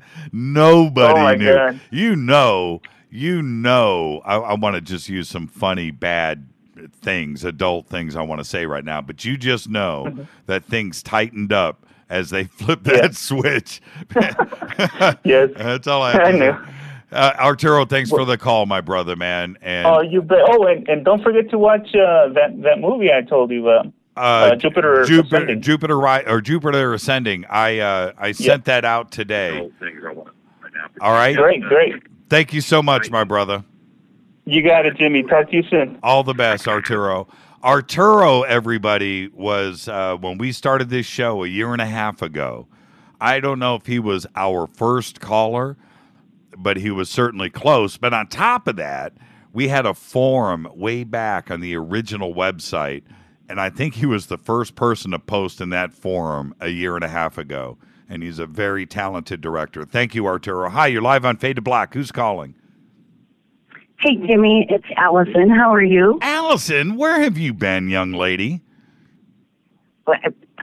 I've been writing on faders. I know, but you haven't called this show in what seems like months and months. And you know what? I bet it has been months and months. Yeah. I know you've been a writing machine. I read all of your stuff. It's amazing. You have talent. Thank you. No, I have 60 years of stored up thoughts that I haven't had anybody to share them with. And all of a sudden, Faders appears, and I have this fabulous forum, and I just haven't been able to stop myself. Oh, man. Well, you know, I can relate to that. And once you turn on the faucet, there's no turning it off, is there? Oh, my God. Very, very true. Now, congratulations. Thank you, 200th Allison. show. 200. Number 38. You saved my life. I swear to God, this show, the Faders, Rita, you, everybody, this has just been the most fabulous thing that's ever happened to me. I love all the Fadernauts. I want you all to know out there right now how much I adore you all. And I don't know what I'd do without your show. I really don't. This has just been the most fabulous thing that's ever happened to me. So I wanted to let you know that. Thank you, Allison. And you are everything, and you know this, and in fact, you even know what I'm about to say. You are the reason why we do this show. The Fadernight family and everybody out there, that's, you know, we hang out together every single night, and that's why we do it. And let me tell you something. You guys think you're bummed on Friday? I'm really bummed out. I don't know what to do. You know, I have nothing to do. It's Saturday, Sunday. Oh, my goodness. You know, it's just like, man, I can't wait till Monday comes around. So you guys talk about it all the time. Oh, the silence after the show. I'm going through the same thing.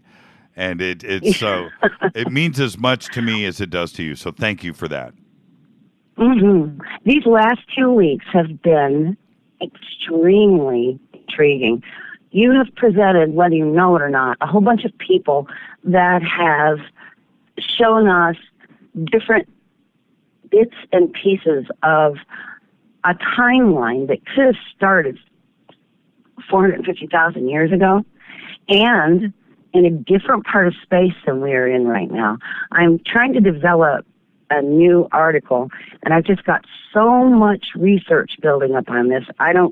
It's going to take me a couple of weeks when I finally get this out, but there are some really interesting little links that have shown up, and this has been a very interesting journey these last 2 weeks with the specific guests that you have on, and I can't wait for the 11th when you have Walt Thornhill on, because he's going to be the icing on the cake to all of this. I can't wait.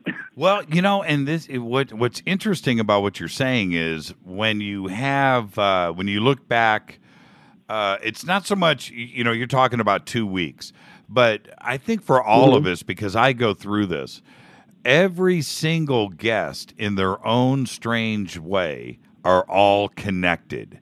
And you're learning from one guest to the next, and your brain works and starts thinking about something.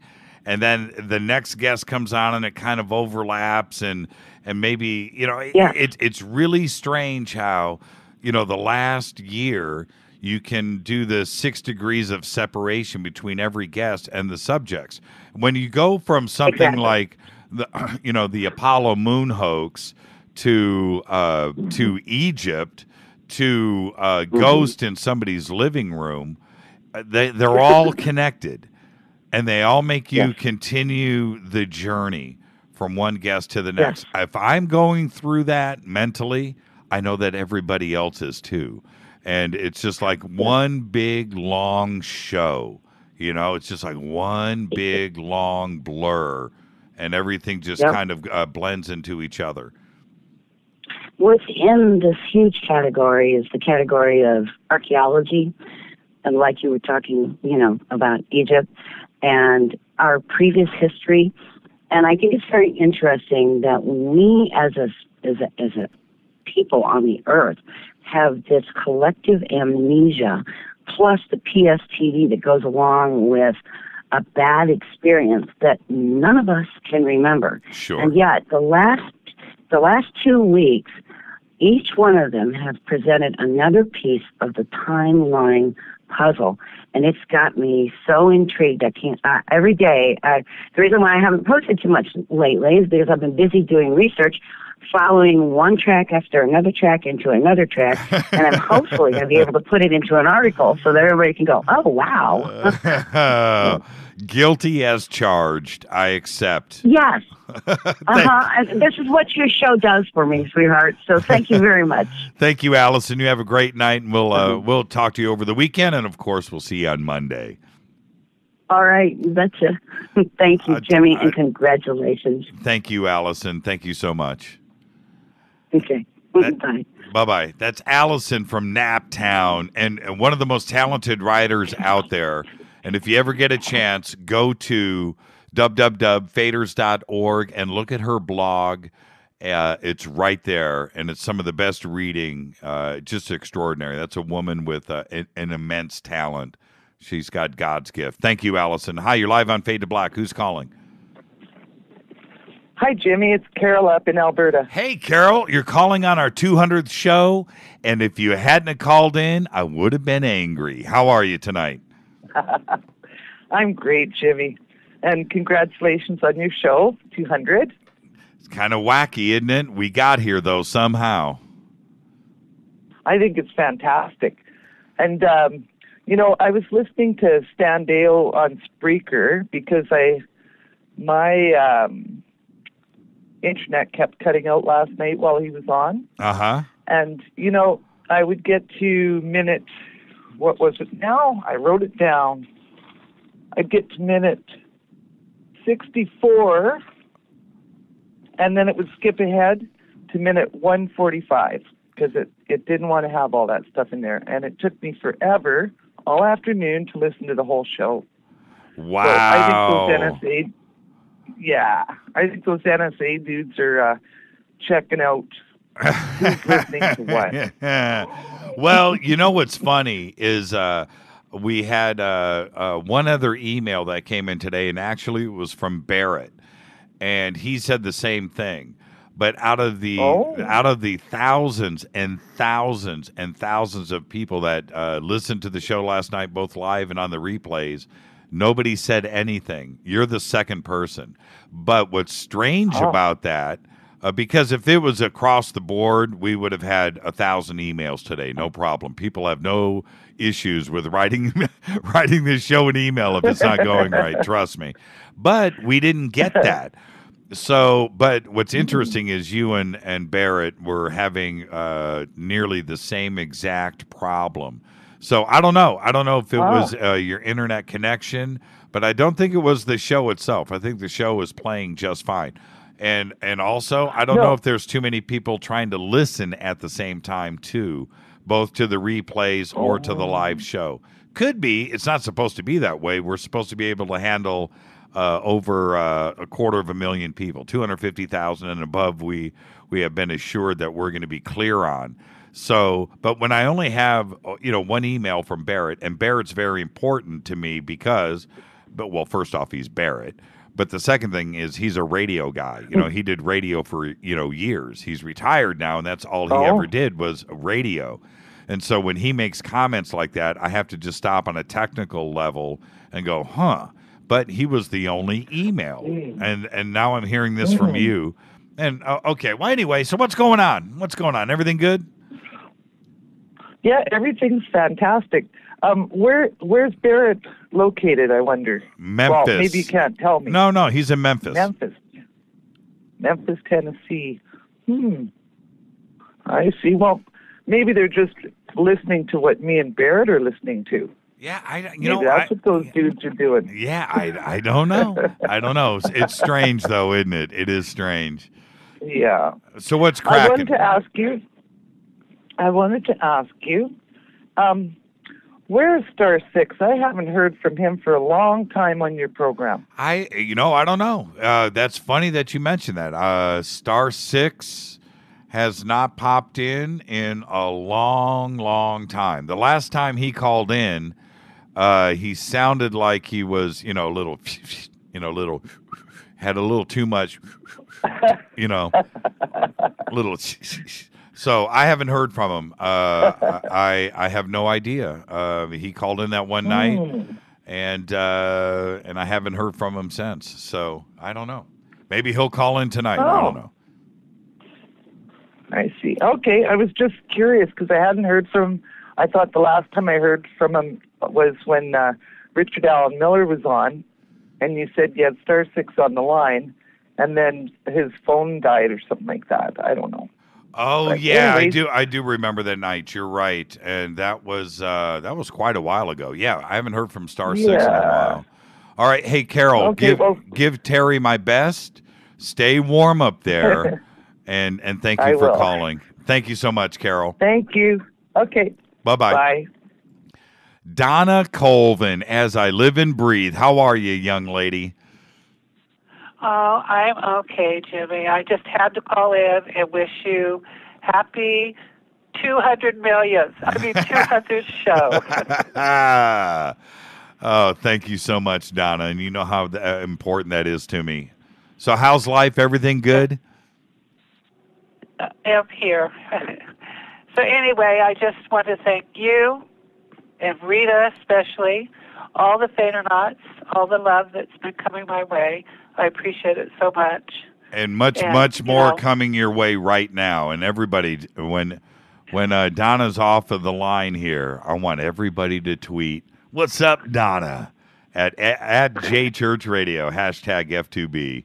And come over and hang out with us. I'm working on a couple of projects, and I don't want to jinx them. So when they get closer to being done, I was talking to Les, and I'll let everybody know what I'm doing. But, I just want to make sure that everybody knows that you're always in my thoughts. And every time Fader Night's over, I start going, how far is it till Monday? I know. How far? We do the same thing here. I know. We do the same thing here, Donna. Trust me.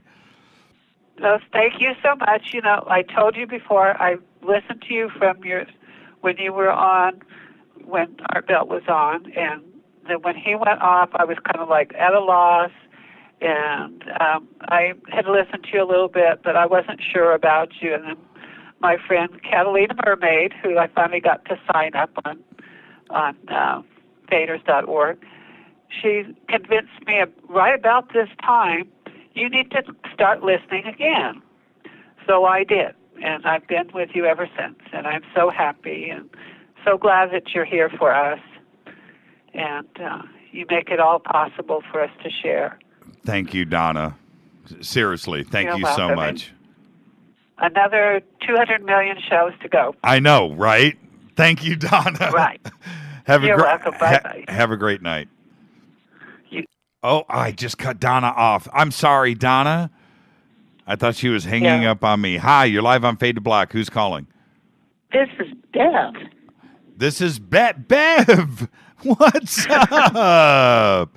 Hey, Bev. Not much. Just listening to your show and having fun. Hey, listen, Bev, if my memory is bad, that's one thing. Is this the first time you've called in? Yes, it is. It is, isn't it? Well, welcome. Yes. Are you okay? You're going to be able to get through this? Are you going to be able to do it? I think so. I'm nervous. I'm gonna glance over at Twitter right now and just watch everybody go, Bev. You know how they do it. Oh, it's already started. There it goes. Oh, like clockwork. How are you, Bev? Just fine. You know what's funny? I'm gonna tell everybody right now out there listening that isn't on Twitter, that isn't following us on Twitter. Every night as we start the show, Bev is the first one there in Twitter going, "What's up, Jimmy? How are you?" Bev is first in line, and you're my first tweet back. I always sit down in the chair, and we're getting ready for the show, and it's just weird. It's like synchronicity.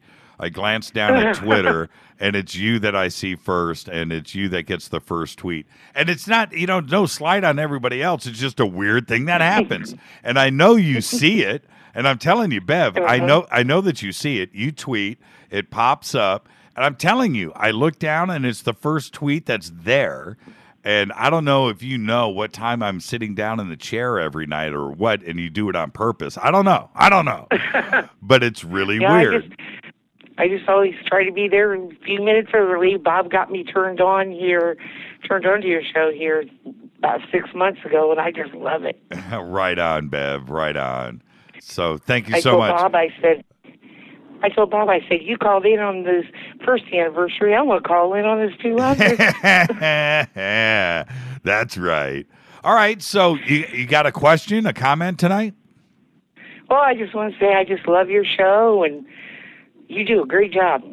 Hey, Bev, what? Since this is your first phone call, let me ask you a couple of questions. Can I do that? Okay, sure. Have you ever seen a UFO? Have you ever had a sighting? No. Have you, what? Okay, well, let me back up then. Why do you listen to the show? Well, I just believe we're not the only ones in the universe. And what about ghosts or things of that nature? Have you ever seen a ghost? I've only seen one. Yes, I have. And what'd you see? My Grandpa Riker, my mom's dad. And how'd that happen? I was walking home from school, and I seen him on the corner, and it just made me stop. And just as I stopped, a car ran the stop sign. Oh, really? Yep. And saved your life? Yes, he did. Wow. And now, okay, now I've got 50 questions. I only had 2. Now I've got 50. Okay, so the car runs the stop sign. You have a heart attack. Your adrenaline rushes, and you realize what just happened. Then did you look back, and was he still there, or was he gone? He was gone. How far away was he? Well, I was on a corner, and he was on the opposite corner. So he was close enough. The reason why I ask is, Bev, you knew it was him. He was that close. There wasn't any question about it, right? Oh, no. There was no question. Exactly. Did he say anything, or did he wave, or was he just there to catch your attention? I think he was just there to catch my attention. He didn't say nothing. He didn't wave. He was there, and then it just made me stop. And then after the car ran the stop sign, he was gone. Now, who did you tell about this? I told my mom and dad. And did they believe you? Oh, yeah. 'Cause my mom had seen him, too, after he died. Really? Okay. Has he come back and talked to you, or has he helped you in any way since? Nope. And what happened with your mom when she saw him? She was getting ready to go down the basement at our house, and she seen him at the bottom of the stairs. And then he was gone. She can't explain why. I guess he was just watching over us. Wow. And how long? Go ahead. And you want to hear something freaky? Always. Okay. When my dad was alive, I used to have dreams of him in a casket, and then someone in our family would die. How many times did this happen? Oh, about 4, 5, 6 times maybe. And how long after did they pass away? The next day, a month later? Usually about 2 to 3 days. And, okay, Bev. Did you try to do something about it? Did you mention it to the relative, like maybe pick up the phone? Or no, because I was too scared. Yeah, exactly. I mean, what do you do with that kind of information? I don't know. And have you? The last time it happened, my brother was in a real bad motorcycle accident. He didn't die though, but he was in a real bad motorcycle accident. Almost died. And do you have another vision that goes along with that of who the relative might be, or you just don't know? You just know something's about to happen. Yep. Wow. But since he's been gone 15 years now. Since he's been gone, I've never had that vision. It's weird. Wow. Has he come back and hung out with you at all since he has passed? No. Okay. But, I there's times, I can feel his presence. But as soon as he passed away, the dream stopped, and everything has been fine since then. Yeah. Wow, that's amazing. Well, except for the other night, I always get on my tablet and play a couple games, after your show, before I go to bed. And it was like our dog was in bed with us, and our cat was in bed with us, and I felt somebody touch my arm. And I said, Bob, did you just touch my arm? He goes, no. And our dog was sleeping, and our cat was sleeping. Something touched my arm. Bob just tweeted right here. She told me about her grandmother 2 days before her grandmother passed. What happened there? Oh. See, he's telling us private stuff now, but since he shared that on Twitter, I'm going to do it on the air. What happened?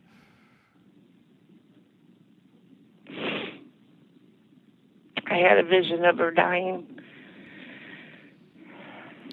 And how old was she? She was, okay, let me think. 70, I don't know, she was 80. She was in her 80s. Right. And always remember, when you're telling me something like this, somebody else is listening that has gone through the same experience. And it helps everybody to know that, they're not alone. that this stuff happens, and it's okay to talk about it. And I'm saying it to you too as well. You know, it's good to share, because this is something that there are people out there that want to insist that this stuff doesn't happen, and the people that talk about this are crazy. And we know we know that that's not true, but the more that you talk about it, and people hear you talk about it, maybe they'll want to call in and talk to me about it, because they haven't talked about it before. But it's always important, and thank you for sharing that with us. Well, thank you. Bev, all the best. Give my best to Bob right now. Say, hey, Jimmy says, what's up, Bob? Okay. Jimmy says, what's up, Bob? Thank you, Bev. Hey, you have a great weekend, and thank you for hanging out with us. And always remember, and you know this show is all about you. Thank you, Bev. Well, thank you, Jimmy. All the best. God bless. You too. Thank you. Bye. Bye-bye. With that, I got to take me a break. I'm going to take me a break. This is Fade to Black, our 200th show. It is Fader Night. Come hang out with me right now. 323-825-5045. Phone lines are now open. I just blew through, 6-8 calls right in a row. I cleared them all out for you. 323-825-5045. Back in a second.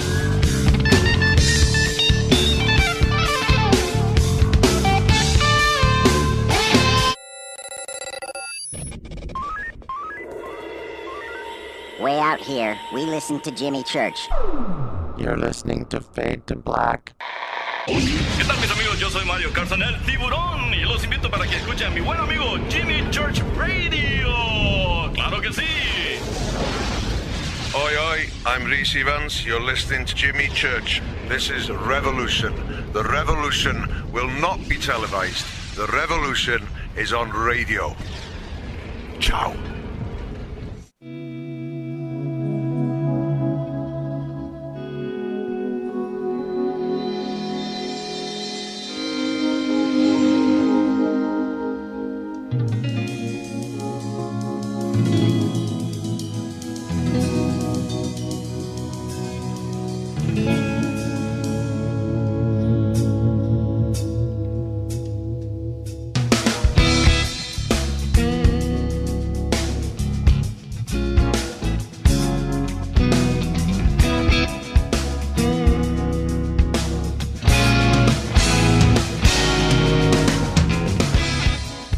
All right, everybody, welcome back. Our 200th show. It is Fader Night. 323-825-5045. You can Skype in, Fade to Black 14, no spaces, number 14, Fade to Black 14, 323-825-5045. Let's line up another round. Let's do this. Fader Night. I am your host, Jimmy Church. 200 shows. I don't know how we did it. Next up on the block. Hi, you're live on Fade to Black. Who's calling? Hey, Jimmy, it's Josh again. Hey, Josh again. I'm calling back. My wife told me I need to call you back. I was down here, Stephenville. I'm out of Stephenville. She said I need to tell you about Stephenville. Okay. And, back in what was 08, I guess it was. Yep. They had the big sightings and stuff like that. That's right. And it was kind of written up. It was kind of written up like it happened one time, you know. And it actually happened for over about 2 years, period. There were sightings, and they had the big ship, the mothership that was like the size of Walmart. They said. Yep. Ricky Charles, Stephen Allen. I'm trying to think of the constable. I know him. Gatang is last name. Gatang. He's constable out of Dublin out there and everything. And there was all, that's a big dairy community out there. I mean, there's a lot of dairy cows out there and everything. And anyway, one night I was out there. I was actually in Dublin, and I was out there, and there's a big field out there. It's a whole ranch land out there. And one night, and there was like a couple guys come to me. I was staying at this place, and I said, "Man, there's something strange outside, Josh. You need to." we think it's a UFO and stuff and all this. I was like, yeah, because they've been drinking and stuff. And I was like, you know. Right. Yeah. And so anyway, I managed to get up, and I got up. I had to get up early in the morning. But anyway, I got up, and I went out in the back and looked out there, and sure enough, there's like this upside down diamond. It's green and white and yellow. How big? Hey, Josh, how big was it? Yeah. How big? How big was it? It was probably about, I'd say it's probably about 50 feet across, and probably about, I'd say about maybe 80 feet high. It wasn't big. It wasn't like huge or anything. And, but it was like looking for something. And it was going through this field out there. And at first, it was just kind of going through the grass and everything. And then it went up by this tree line. And it just went up about 10 feet above these trees. And then it just went away. And we didn't see it. So that was the first thing that I ever saw. Was that during the day?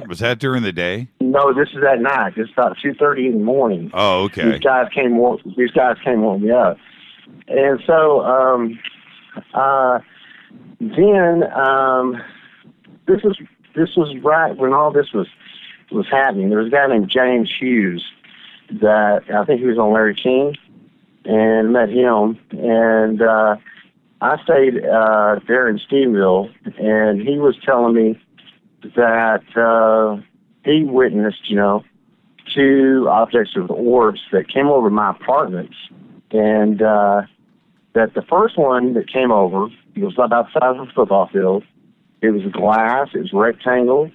That it had, kind of like how you talk about the, the static electricity balls that you put your hands on? Right.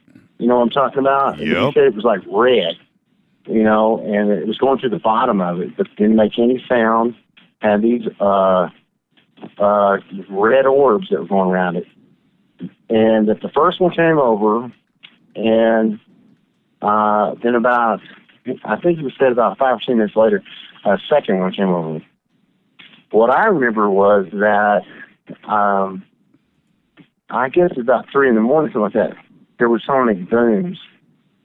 To where that the place I was staying at, the apartment complex I was staying at, rattled, the windows shake and everything. Almost, it sounded like they break and everything. It was jets, it was sonic boom that went over. And I woke up from it. I even went outside. It's like, what the heck? Didn't know what was going on at that point. And then they had all the mass media, they came down there. It's Stephenville and everything. And they had a little restaurant down there. Stephenville's not a very big town. I think it's about 15,000 people. Right. And so I went to the restaurant. That's where everybody, where all the gossips at and everything. Jake and Dorothy's down there. Restaurants, and been there since I think 48 or something like that. So, anyway, they're all, you got Fox and CNN and everybody else down there. And so they're doing interviews and everything. And there's this old man there. He was actually the one that I think got the Freedom of Information, where that they had to admit that they said, yeah, we had the F-16s out. Right. And all that business. Yep. Yeah, all right. Well, this old man, he was about, he's in his 70s, I guess, at least. It appeared to be. And he gave me a business card. And he told me that he's from Littleton, Colorado. I remember that. I cannot, for the life of me, remember his name. I don't have his card. But he told me, he says, and we were standing outside after he did his little interview and stuff, and he said, son, make no mistake about it. He says, what happened here in Stephenville was an extraterrestrial event. I mean, this guy was dead serious, And so I took the card, and,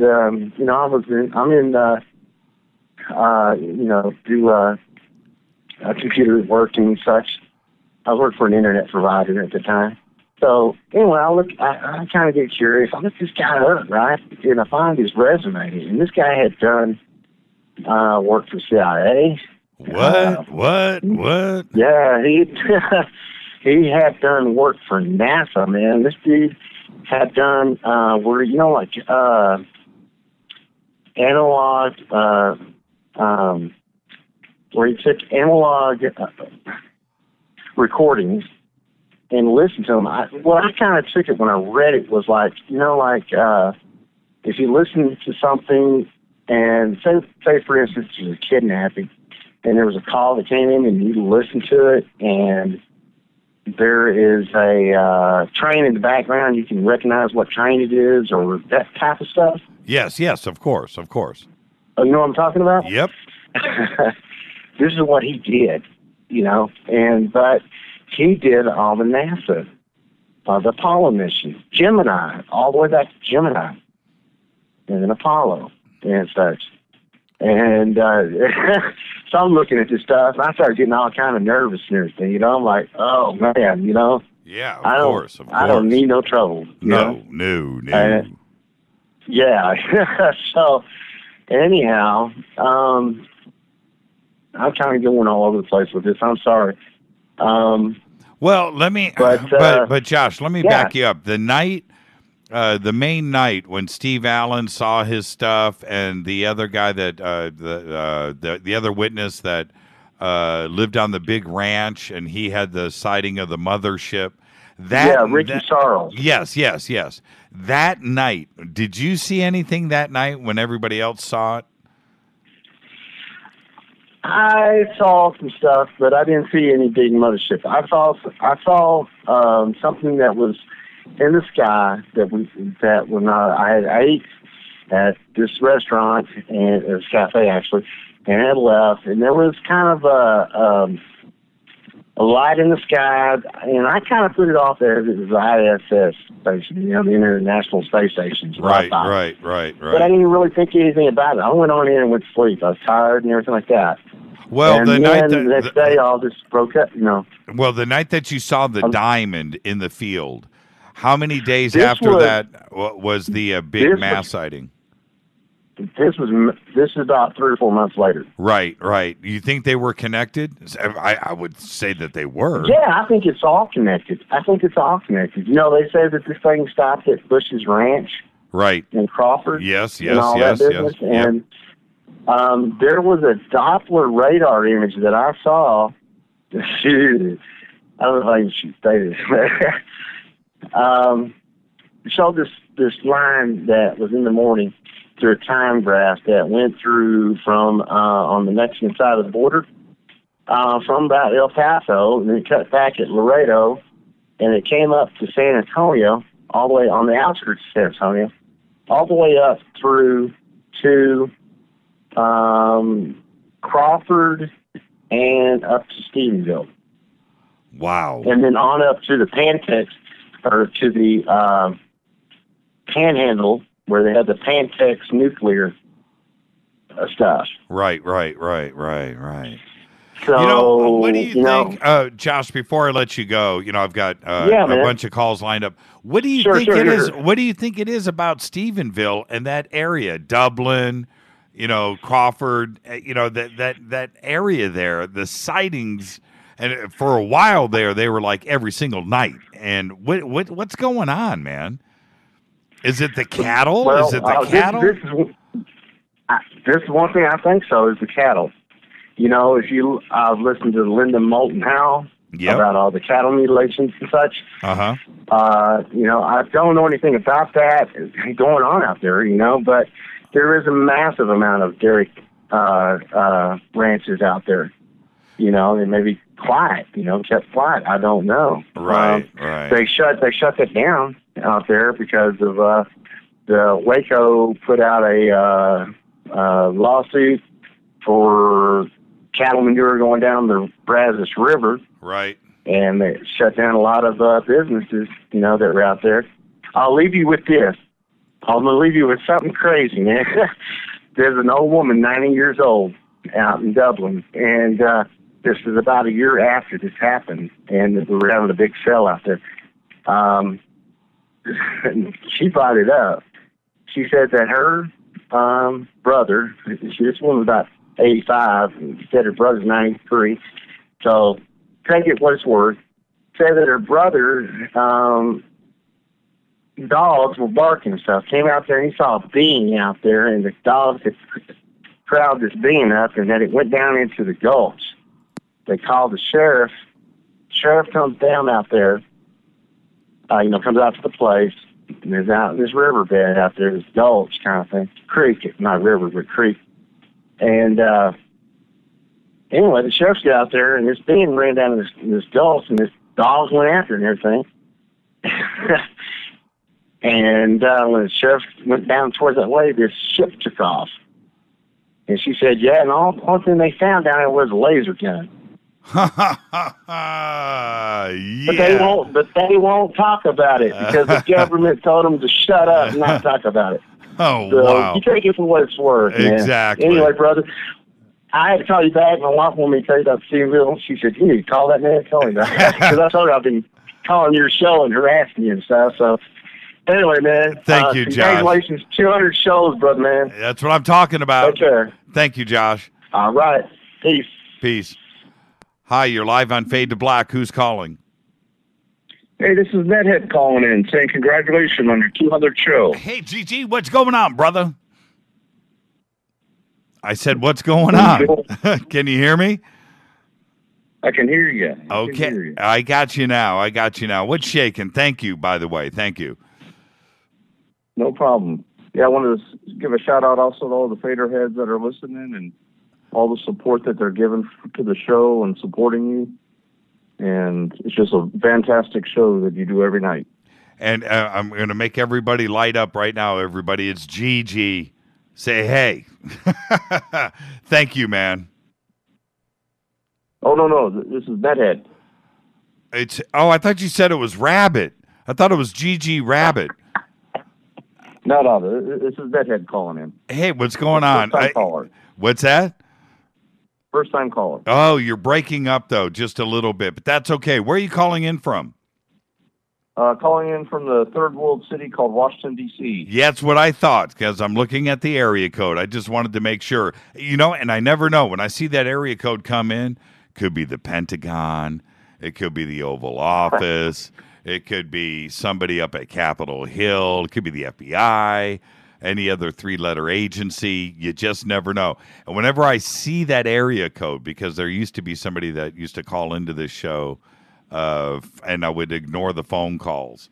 And I'm not going to get into that now, but it was somebody from the Joint Chiefs of Staff. And I would ignore the phone calls. I would freak out. And now, so when I see it now, I'm always a little nervous, just a little apprehensive. And I know you get that too, don't you? When you call other people and they see that area code, they're like, "Oh man, what did I do?" And I can't talk about those places. Yeah, exactly right. All right, man. Hey, thanks for everything. Thank you.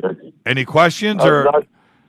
No, I just wanted to call in again and say congratulations on the 200th episode here. Can you believe it?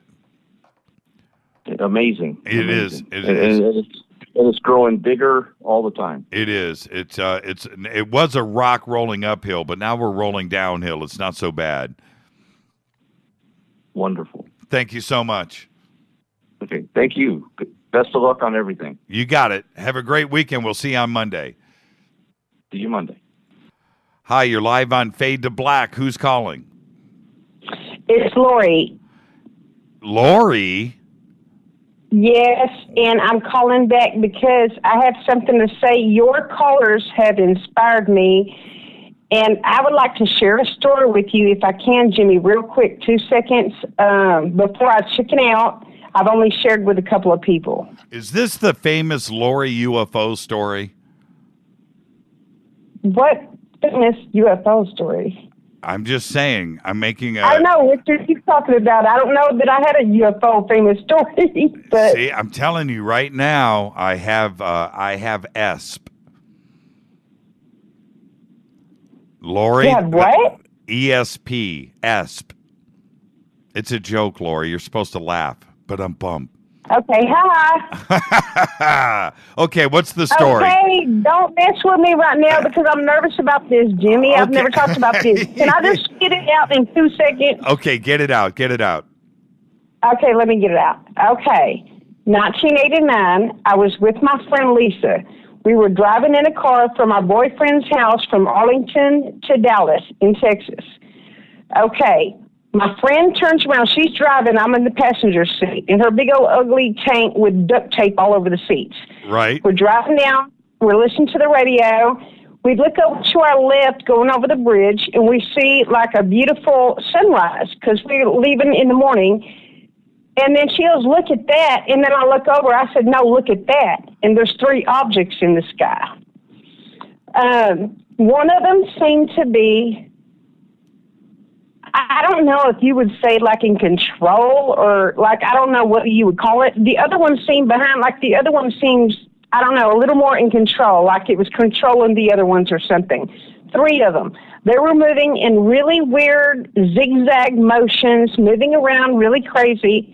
Okay, the other thing that really freaks me out, the worst of it is that freaks me out, is that while we were driving in our car, while I looked out the window and see, I'm reaching over to her side, looking out the window because it was on the left where she's driving, and I'm seeing this.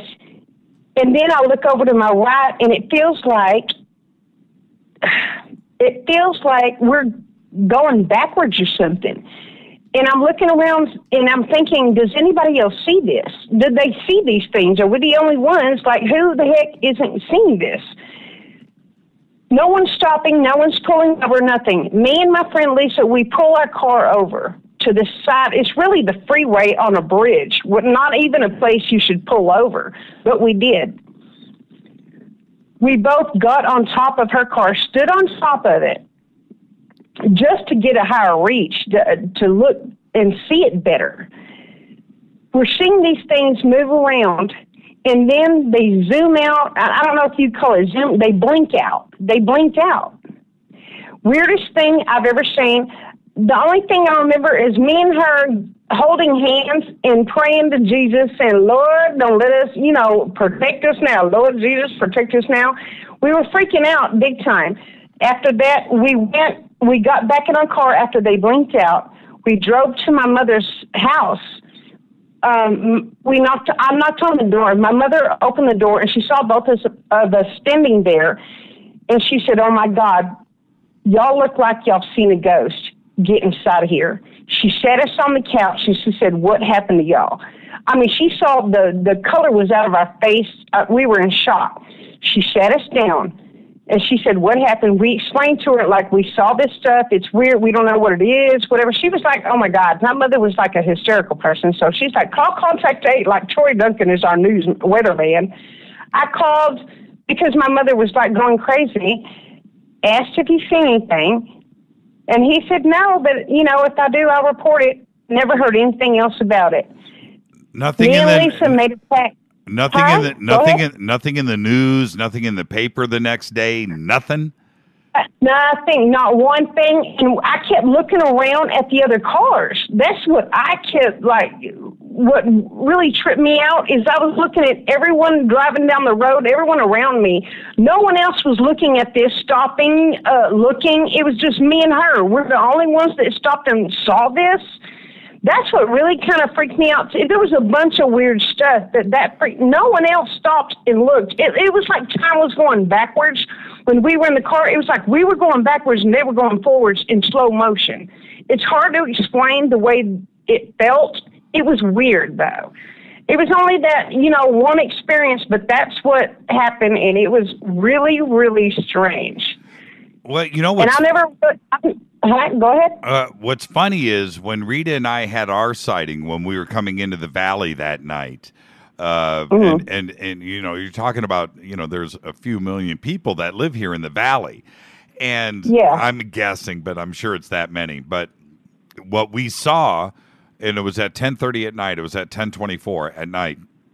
This thing was in front of God and everybody, right down the middle of the valley, and went to downtown Van Nuys, and nobody pulled over. Nobody said it. It was like crazy that there weren't reports all over the news that night. We were expecting that. You are kidding. That's the exact same thing that I experienced. It was like, why is nobody else saying anything, doing anything, pulling over. Like, we pulled over and stood on top of her car. We bent her hood with our high heel shoes. I mean, really. It was like crazy. We were like, oh my God, how is no one else seeing this? Hello, I was 18 and we was clubbing them days. So Right. we was wearing high heels. Right.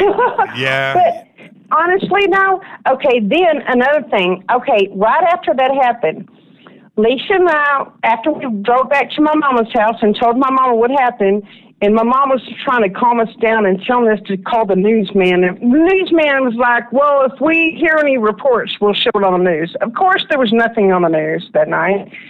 But then that night, me and Lisa, she came to my apartment and she said, okay, people are going to think we're nuts, call us crazy, so let's just make a pact that we will never, ever tell anybody about this. I said, okay, I'm good with that. Like, we were good with that for years and years and years. It wasn't until probably 2 years ago, and I had lost contact with her. 2 years ago, I contacted her again, and I said, Lisa, and I didn't even explain anything because I didn't want to put any thoughts into her head. But I said, Lisa, do you remember that time we saw something crazy in the sky? I just wanted her to tell me, what did you see? And she was like, I remember now. I remember. And I was like, okay. But she still don't want to talk about it at all. She refuses to discuss it. And it's just weird. It's something that happened. But anyway, I just wanted to share that. It was kind of bizarre. But, okay, I just wanted to share that with you and see what you thought about that. Kind of crazy, huh? Well, I just told you what happened to me. So does it sound crazy to you? No. Well, no, not now that, I've seen it. No, it don't sound crazy at all. I just don't know. My thing is, what the heck is it? What did they want? And I hope they didn't do nothing to me. Because the stuff that flowed, I hope they were nightmares. I chalk them up as nightmares. That's what and another thing, I do try to just tell myself it's probably, government stuff, stuff that we have. Right. I hope. That's what I tell myself to make myself feel better. it's our stuff. Thank you so much for sharing that with us, Lori. And no, you are not crazy. All right. You have a good night. You might be, but it has nothing to do with ufology. Okay? Yeah, true that. Okay, love you. Love you back. Bye, Lori. Bye. Dino, what's up, my brother? 200 shows. Well, how you doing tonight, Jimmy? To me, it's just a number. After 1 year, I figured the warranty was off and we can do anything we want to the body. Yeah, pretty much, man. That's exactly it. We're it's going to go on for a while, and I hope you do last. Now, I'm inspired by all these stories, and I just wanted to reiterate, I don't know if I told this one, but since I've been listening to the show, it's kind of given me more permission to speak with people about this. And I think I told you a couple of months ago that he hasn't called in, and I hope he listens, but an individual who is in let's say a position of authority approached me on one of my jobs and had heard about me from someone else that I talked to your program about, and was asking me if I was MUFON and all. I go, no, I just keep myself educated. And he showed me pictures on his cell phone of a UFO he'd seen in the area.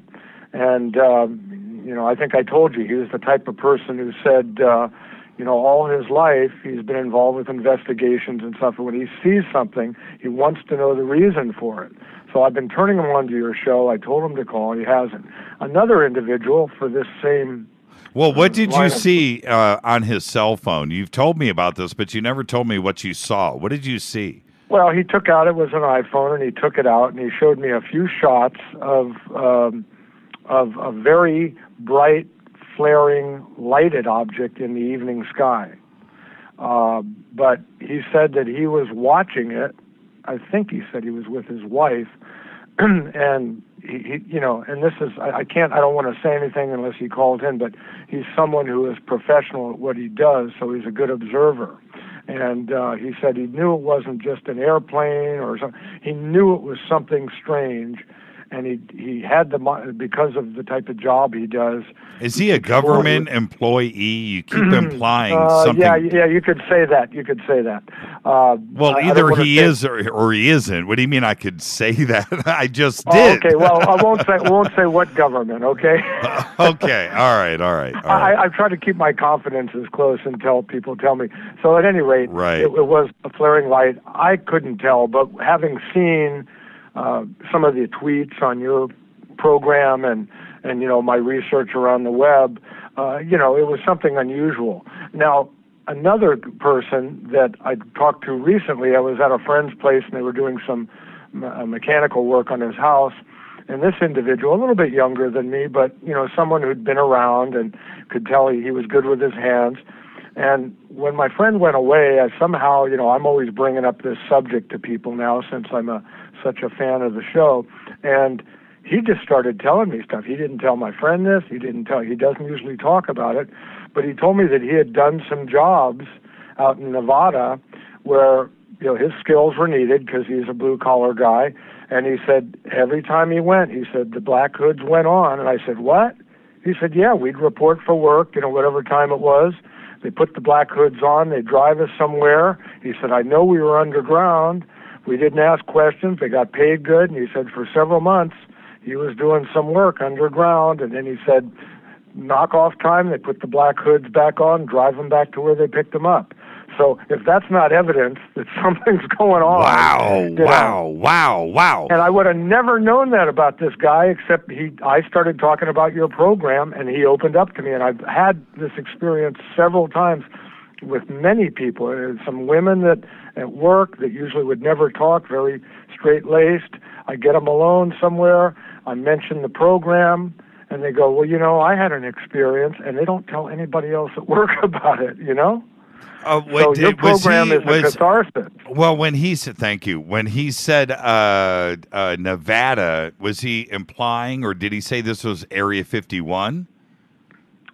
He didn't want to go into it. All he told me was when he seemed to not be freaked out by my line of discussion, right? And I mentioned your program, and I said, some of the things we discuss, and it was just like I'd never met this guy before. I don't even know if he was a friend of my friend or working for my friend on his house, but he was a skilled guy. He knew how to use power tools and all, and he was up on the scaffolding, and I was helping out, and I talked to the guy, and he just, oh yeah, he says, they put the black bags on our head, and he said, I said, well, who do you think it was? He goes, I don't know, I was hired through somebody else, but we went, we did work, and he said, we went in, and he goes, we went like down in an elevator or something. He said, but then I could feel we were going up. So to me, I said, well, to me, it sounds like you were in under a mountain somewhere. And he says, maybe, but he said, and he was a little freaked about it. He goes, that was about 10 years ago. He said, I don't know. He says, and then I mentioned black helicopters. He goes, oh, I've seen those. So I mean, if they're bugging the plumbers and the carpenters that are building these places, that's scary. And my line. Well, when you hear look, if you're an employee like that, a contract employee, you're bound to certain confidentiality and secrecy stuff, and you're vetted. I get all of that, but there is black hoods. I would say that is something that would have to happen. Because, therefore, they don't know exactly where they're at, so they can't tell anybody where they were at, and you would have to take those precautions. Exactly. There's no way that the secret could get out, and it adds a certain amount of validity to the I don't want to say story because that implies untruth. But it adds a certain experience. Yeah, to the experience, and it just feels true.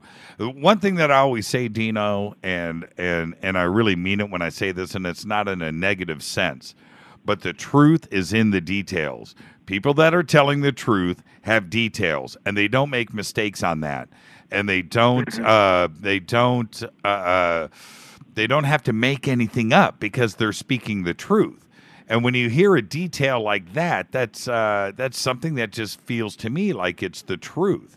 Now, he's not saying UFOs. He was back engineering craft and propulsion systems and he's not saying that. He's just saying he went to a secret location and he had to wear the black the black bag over his head because they wouldn't and it just makes perfect sense, because then he can't say he was at Area 51.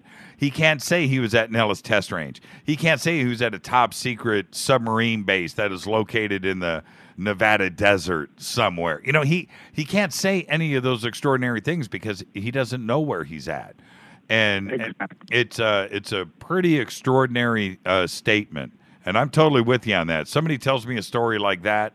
Again, I said story, but somebody tells me about an experience like that, I'm going to listen. Yeah, and it's the converse of what we're talking about, how you speak the truth. You can kind of tell, and professionals that question people, investigators and all, can kind of tell a lot of the time when people are lying by certain clues. But the converse is what we learn about the Nazis and Hitler, which is tell a lot of small lies, confuse people, and then the big lie gets ignored. Exactly. It's the converse to what we're talking about. That's right. So I hope this other individual, not the one we just spoke of, calls in. I try to tell people about your show, but apparently I'm getting kind of a reputation. I have to be careful where I work, but it kind of got around at one work location I was at, and they said, oh, that guy was asking about you. When are you going to be back here? And apparently he told them, we heard you guys were talking about UFOs.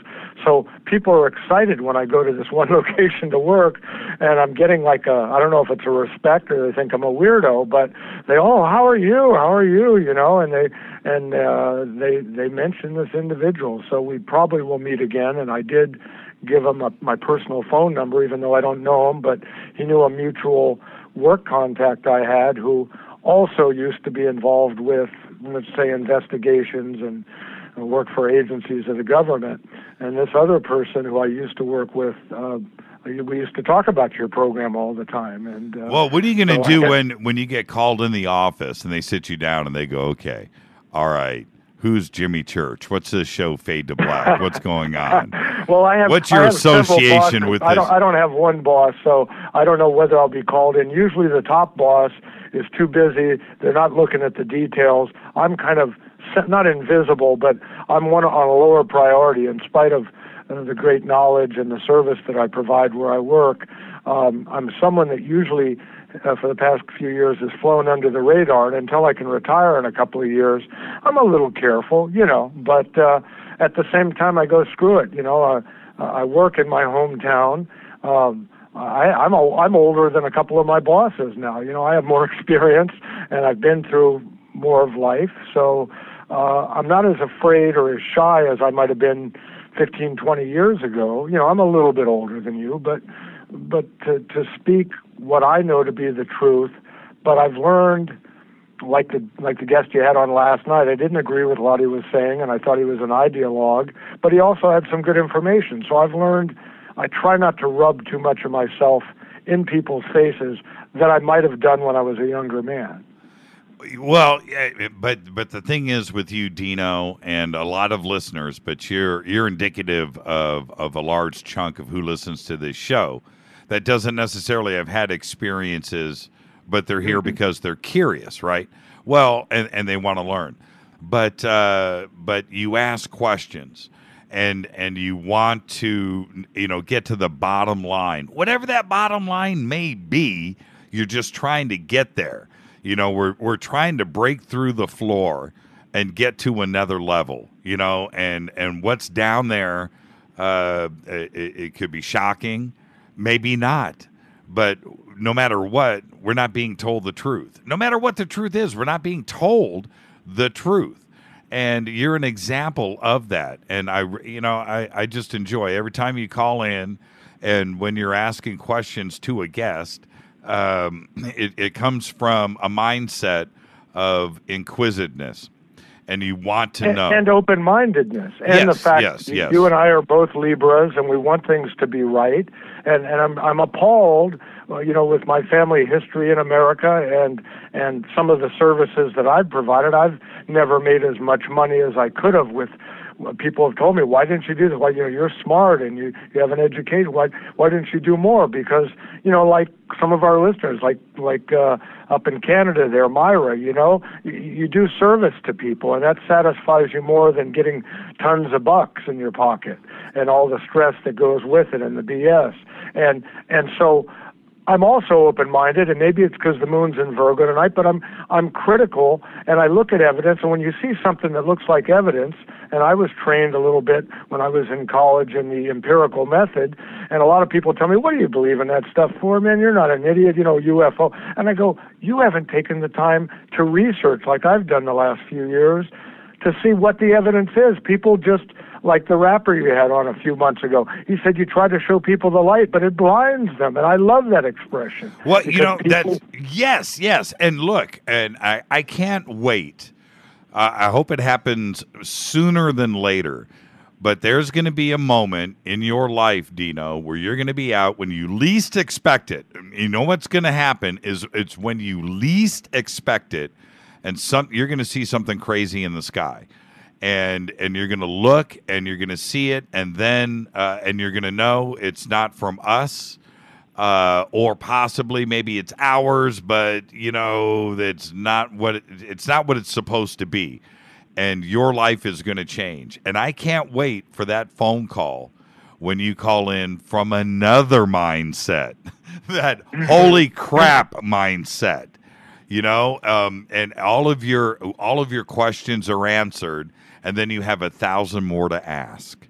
And I can't wait for that. Okay, well, we shall see. We shall see. And I have 2 telescopes, and where I live now, I have a much better view of the sky. I looked you up on Google one time when I got a package from you, and you kind of live in a similar area that I do. It's up facing some open space and kind of forested area, open space area. And I'm up on a hill, and it's pretty dark up here, So I do look at the sky whenever I can.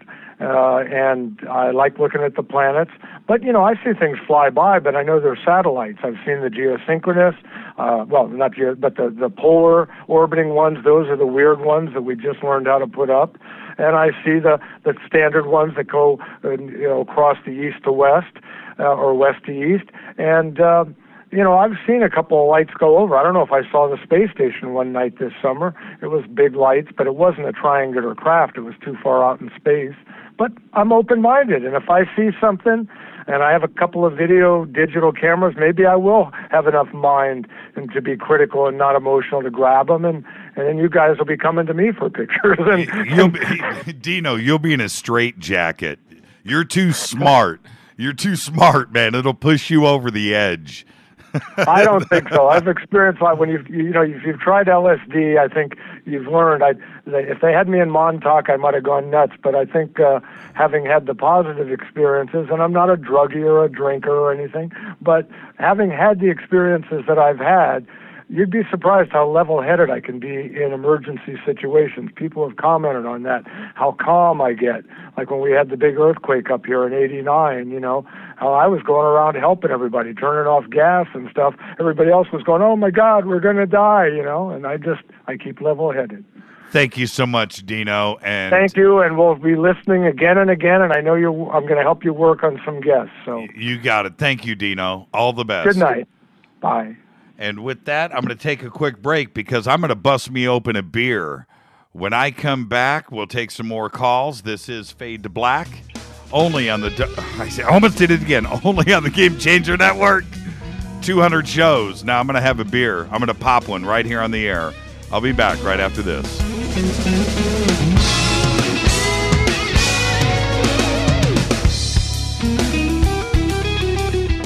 Hi everybody, this is Rob Halford, the Metal Guard on JimmyChurchRadio.com. What's up? My name's Brian Taylor, Ninja Badass Extraordinaire, and this is JimmyChurchRadio.com. JJCR, in your face. JimmyChurchRadio.com.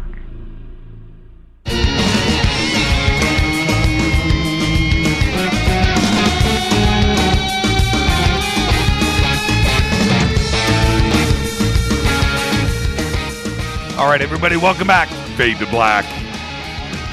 It is Fader Night. It is our 200th show this evening, and I am hanging out with all of you Fadernauts, everybody listening all around the world, all across the United States. We're taking your calls, 323-825-5045. You can also Skype in, Fade2Black14.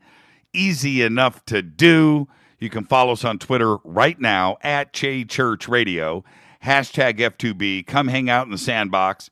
You want to become a Fadernight, you got to come out and hang out in the sandbox, get vetted, get the code. That's what you want to do. Then head over to faders.org, www.faders.org. My beer just got here into the studio. Look at this. What is this? I'm going to say this on the air. This is a KBC Porter. It looks gnarly. Hold on. And if you don't think I'm doing this now, this is what you do for after 200 shows. Psst.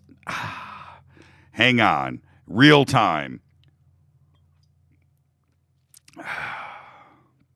That's a good beer. KBC Porter. All right. Fade to Black. Follow us on Twitter at JChurchRadio. Shoot me an email to jimmy@jimmychurchradio.com. We'll get to all that in a bit. Next up, hi, you're live on Fade to Black. Who's calling? Hi, Jimmy. It's Lisa, Skater Lisa from San Francisco. What are you doing, home girl? Oh, I'm enjoying listening to all the Fadernauts call in and all of the first-time callers, and I want to congratulate you and Rolo and everyone who helps make Fade to Black an awesome reality 4 nights a week. Congratulations on your 200th show. Thank you so much, Lisa. And you know what? I say it all the time when you do call in. It's not that often, but when you do call in, Lisa and I hooked up on YouTube. How long ago, Lisa? When did you first find us? Remind me. It was a long time ago. It was like show number 3 or something. I think so. I was looking for arts show, and I stumbled onto Fade to Black and to you, and I was like, wow, this is really interesting.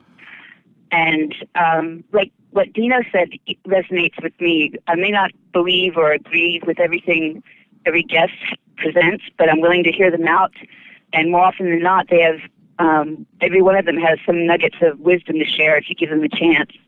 Yeah, that's exactly right. And I remember, and it was so long ago, but Lisa posted and this was in the beginning. Lisa, we had like I don't know, probably 20 people subscribed to the YouTube channel. And you know what I'm talking about. Yes. Yeah, and you know what I'm talking about. It was a long, long time ago, and it was our first run through.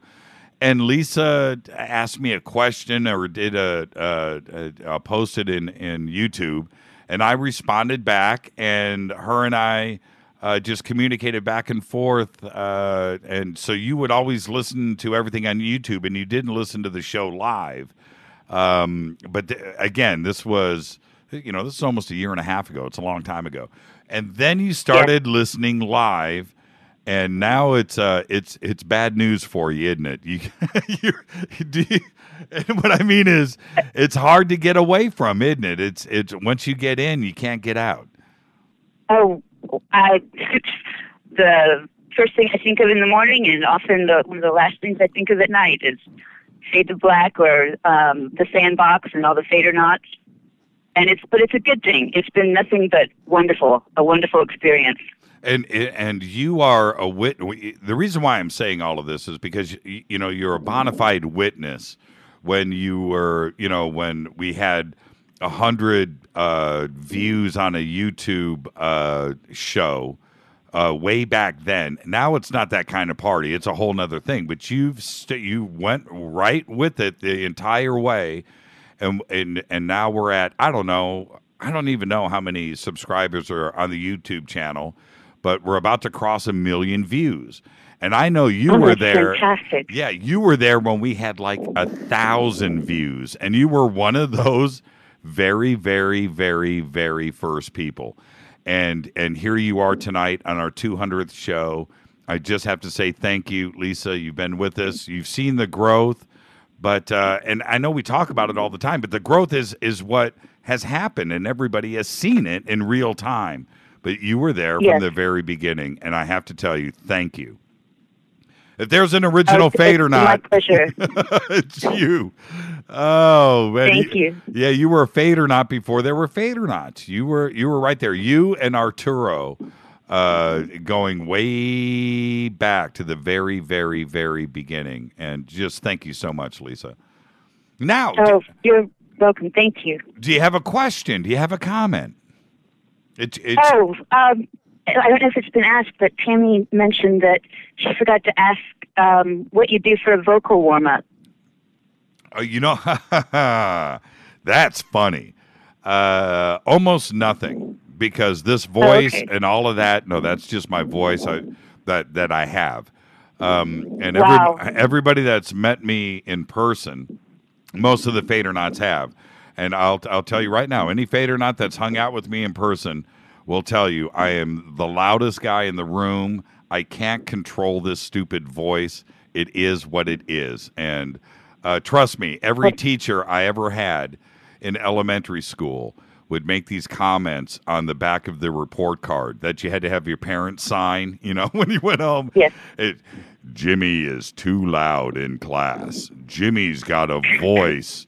You need to talk to your son. It was that kind of thing, and I just can't do anything about it. But when you go to school for radio, they teach you all of these exercises to do, different words to say, and it's for your lips, it's for your tongue, and to exercise and stuff. And yes. I used to do all of that. I don't do it now. It's funny. No, I don't. You know what I do to warm up for the show? I drink a cup of coffee. Yeah, and I throw out a couple of tweets, and I'm good to go. Yeah, I just roll with it. And for all of those professional broadcasters out there that are listening right now, and there's a bunch, they all go through those exercises and they practice and they do this and do that, and they're probably listening to me right now going, oh, he's not a professional. He doesn't do that. Well, you know what? I just don't. I don't. You've got the natural timbre in your voice. That part, that's just what I have. That's just what I have. Yeah. When I'm hanging out, one day, Lisa, we will do that, and hopefully you'll come out to Contact in the Desert, and we're going to hang. But what you're going to find out is what my family already knows. When we are we're having a dinner party, or we're at some banquet hall or whatever, inevitably Rita just turns around to me and goes, lower, bring it down, bring it down. And I can't whisper. I don't have it in me. And I just don't. I don't. It's the way it is. Well, thank goodness, because you sound awesome on the air, and you have the perfect voice for this business. And all I wanted to be was a rock and roll guitar player. That's all I wanted.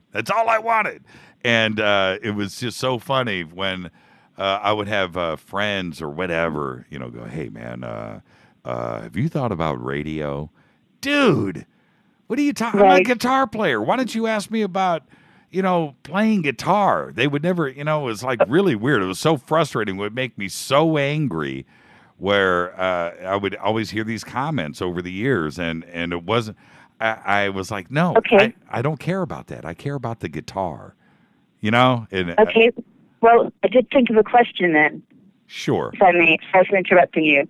Would you please play a little guitar for us sometime? Maybe not tonight, and there's other people waiting to talk with you, but would you consider it? Yeah, I would do it. Yeah. Okay, this is what Rita and I were talking about this week. She wants me to break out some of an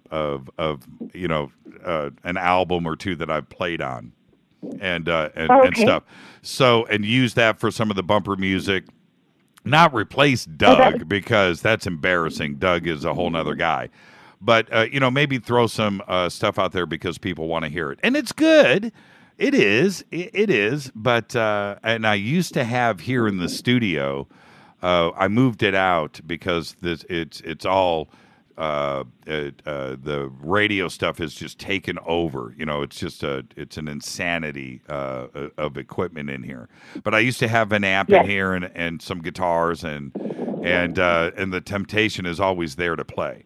So, you know, I'll go back and do it and bring amps in here and possibly play. It's not that big of a deal. It's not like I don't want to do it, but you know, I've seen the pictures of the studio, so I understand that it's definitely taken over your space. Yeah, there is no room in here anymore. We have enough room to get a couple of producers in here. We have, you know, those chairs and the producer stations and the microphones. All that's set up on the other side, and then there's my half, and really it's closing in quickly. But you know, that's not an excuse. It's just that we moved everything out, and I never think about bringing it back in to play one day. You know, maybe I will. I'll come in and goof off one day. Well, another possibility is maybe right when the show ends, if you could put some of the music or some of the music that you've played after the show, so there's not that deathly silence. The silence, yeah, as opposed to just like just stopping, right? It's too abrupt, right? Yeah, maybe it would be a nice way to end the show. Yeah, have a little wind down, a little cool down music. Yes. Okay, we'll do that. You know what? And maybe later for the Fadernaughts, maybe in the next couple of weeks, after we'll do an after show private thing for you guys, and we'll shoot some video and get some live video going back and forth so we can see each other and maybe chat and have a wind down session. How does that sound? That sounds fantastic. I would love that. I know everyone else would as well. Absolutely. Thank you so much, Lise. And I'm gonna take another sip of this beer right now with you. Thank you so much. It's been a great ride with you. Yes, it has, and may it continue for a long time. And it's going to, and you're going to be right there. And you know what? 5 years from now, 10 years from now, Lise, we will talk about tonight. Think about that. Yes. Thank you so much, Lise. That'll be wonderful. Have a great night and a great weekend. All right. Thanks, you too, Jimmy. Good night. Bye-bye. Skater Lisa, everybody. Hi, you're live on Fade to Black. Who's calling? My brother from another mother. Okay. Jimmy, how are you? It's Barrett. All right. You see, the thing is, Barrett, when you do that, you scare me, man. How are you? Because, you sound like somebody that I've known forever, that knows me too well, and you say it like that, like because we are friends, but I mean, like, for 30 years, and you're about to tell somebody a really bad secret. That's what I'm saying. You make me nervous, man. Sorry. How are you? 200 shows, Barrett. 200 shows. Can you believe it?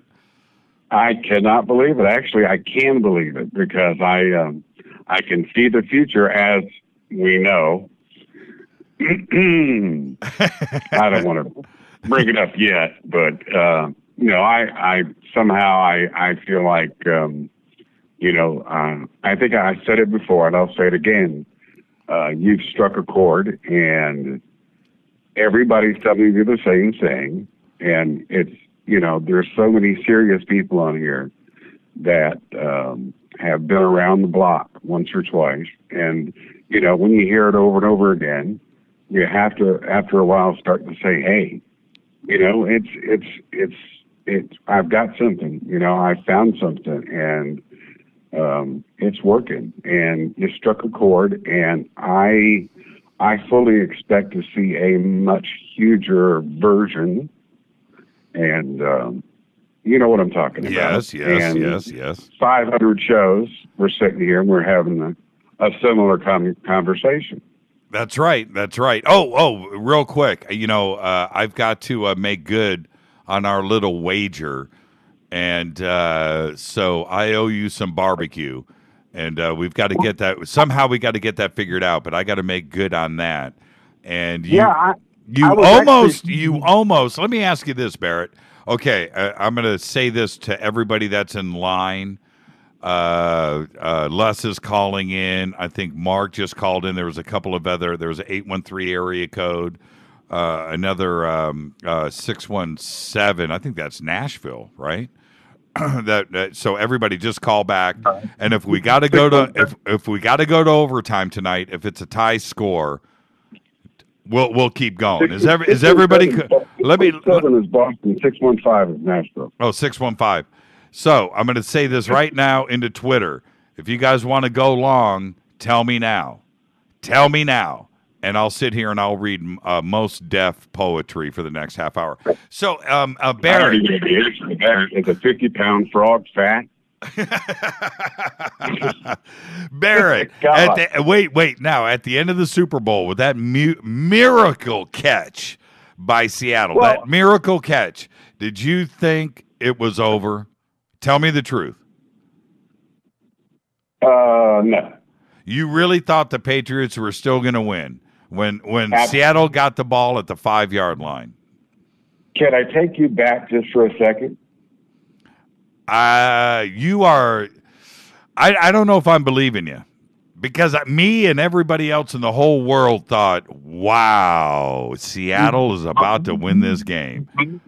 Take you back. Barrett's all about the Patriots. And, hey, Barrett, I'm going to ask you a dumb question. Who's going to win on? Okay, Barrett, you need to turn that down.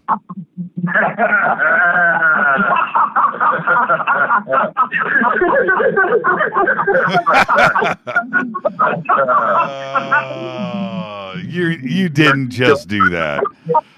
Hey, Barrett. Okay. Hey, Barrett. All right. I took it. I took it like a man.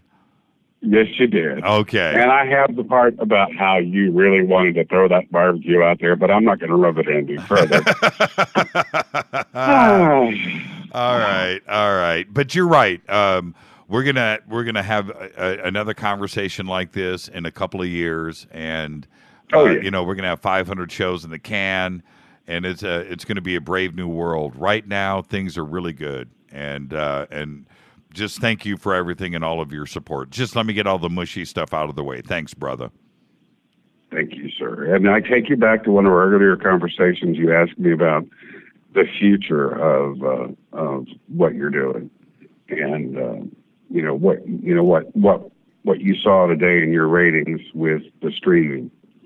I mean, that's just a baby step, but it's actually a giant leap considering where we were only a couple of 3 years ago, as far as what you're doing streaming. And yes. It's a breakout, man. It's a breakout. And it's, I think you're going to see, I'm now starting to lean toward you. I was looking at more of a, maybe a 7 to 10 year thing, and you were like way sooner. Right. And I'm starting to come around to that. I think we're actually going to see it come to pass a lot quicker than I even thought. Yeah, You're at and you're going to be at the forefront, my friend. Believe it or not, I believe that with all my heart. Well, it's only because if it does happen, it's only because we haven't forced the issue. And I know that a lot of people think that we have, and we haven't. Barrett, no advertising. Nothing. Right. We haven't done anything out there. We haven't. Everything that has happened with ratings and streaming and YouTube and Facebook and Twitter and YouTube and blah, blah, blah. All of that has just happened on its own. And it's because people, people want this. That's why.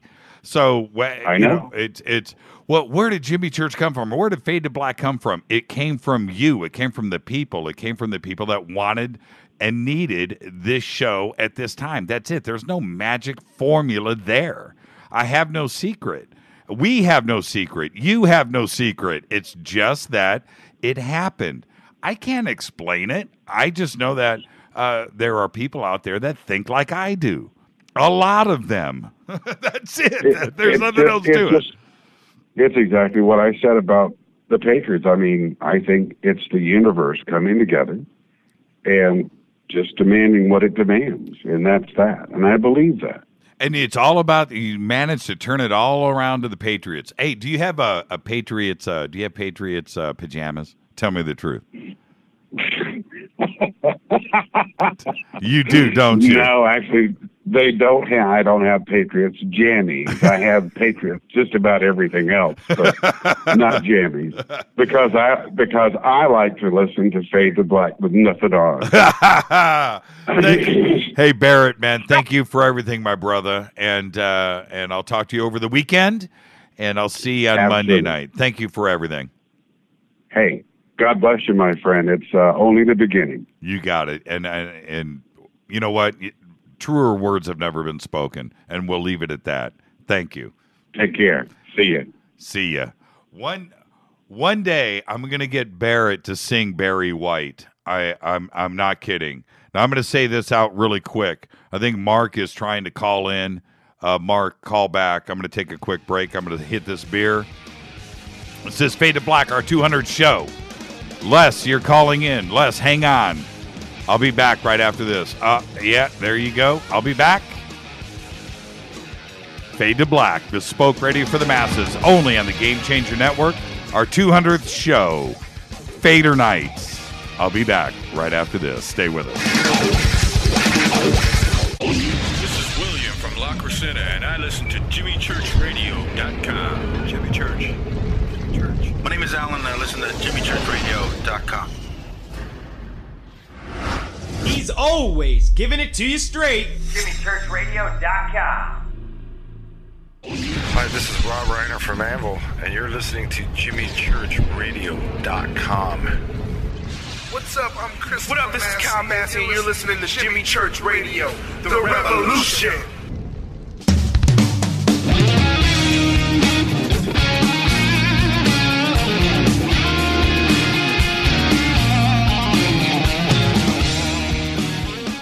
Welcome back. Fade to Black. Only on the Game Changer Network. I'm your host, Jimmy Church. Our 200th show. Unbelievable 200 shows. And we're spending the night tonight with all of you Fadernauts. Next up, hey Mark, how you doing? Hey Jimmy. Happy 200th podcast. Thank you, my brother. And you know that, I mean it. Thank you so much. And you know what? You said that earlier today. Mark, it's not the 200th podcast. It's the 200th broadcast. We're live. We're live. Yeah, the podcast is after the fact. That doesn't happen till later. This is live. It's a broadcast. Which, as far as I can tell, is about 10 minutes after the broadcast ends. Oh, I don't know how busting. you guys are pulling that off, but that is amazing all by itself. I'm busting my chops, Mark. How you doing tonight, my brother? How you doing? I'm doing really good. I had a couple questions. I'd heard through the grapevine that, and I don't want to mispronounce his last name, and I'm going to anyway, I'm sure, Jose Escamilla. Escamilla, yes. Thank you very much. That he was in the hospital, and I know you guys are friends, and I just wondered if we could have maybe an update if you'd.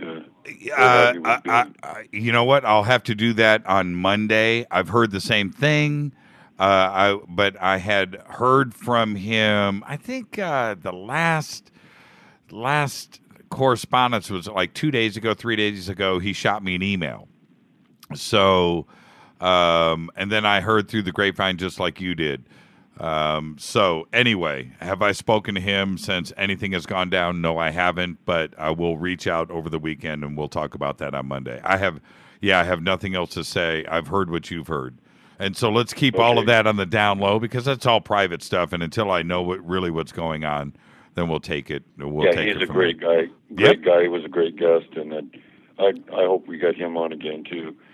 I'd be really interested to hear a linguistics expert come on.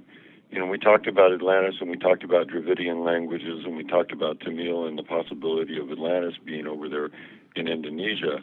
And we haven't really had a good linguistics expert on the whole radio circuit since we lost Zachariah Sitchin, who's, equating the archaeology with language.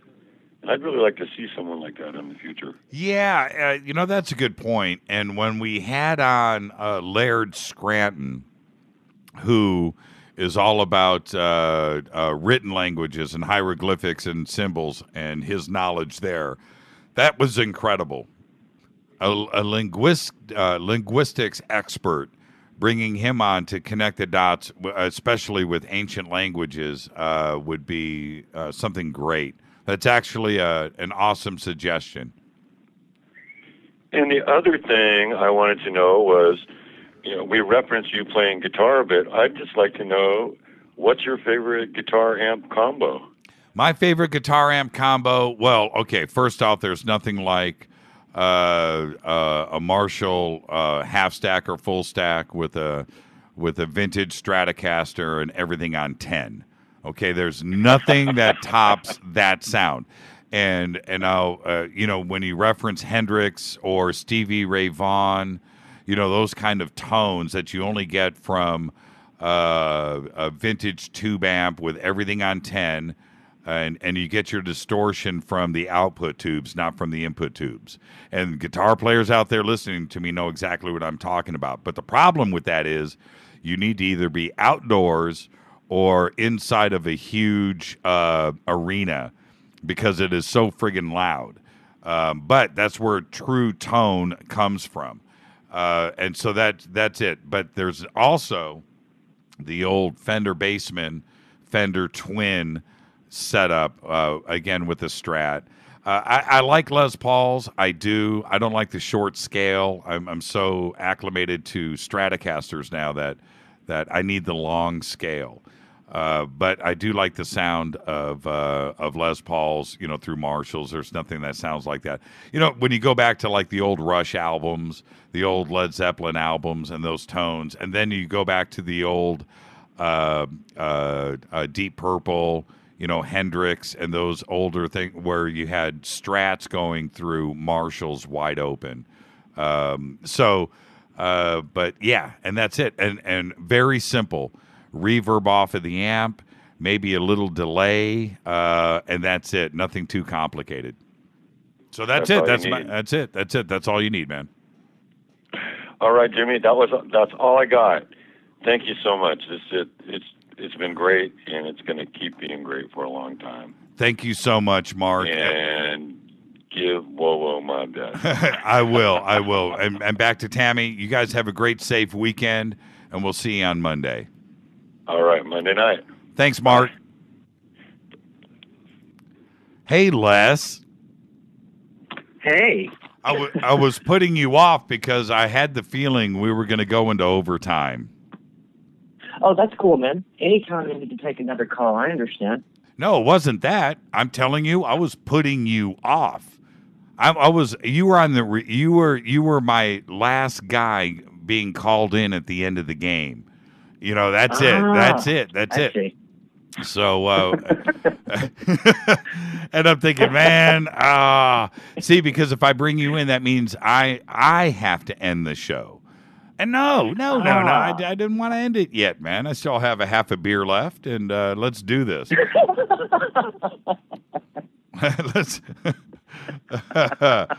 It just feels so good. I'm in such a great mood, and Demian just tweeted the famous shot from Spinal Tap with the Marshalls that go to 11, and one of the most classic shots in all of rock and roll, right there.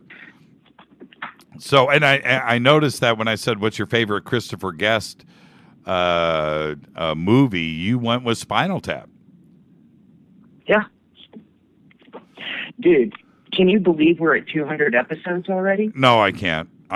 And it's not soaking in. I suppose on Monday when we're at 201, really. We've been in the 100s for so long. It's a blur. When you look back at the last year and a half, it's just a big blur. My analogy earlier tonight, Les, about one guest bleeding into another, and it's like one long show. That's what it feels like. It's just been one long show, and that's it. And TalkStream Live, number 38, that's not too shabby either. Yeah, it's pretty cool stuff, man. Shabby. That's pretty cool stuff when you least expect it. And I wasn't expecting that at all today. That blew my mind. Yeah, it must feel really good. I mean, I know it feels good to, the whole thing with the FADERNIGHTs being created and getting to meet all these, there are so many wonderful people in the FADERNIGHT crew. I feel really blessed to know every single one of them. It's been a real ride, and I really wanted to thank you and Rita for making me a little part of it. It's meant the world to me. So thank you very much, Jimmy. Okay, all right. Well, you're not a little part of it, but I appreciate that. Thank you. But you're a big part of it, and I thank you for that. And that's it. Okay, let's get all mushy. So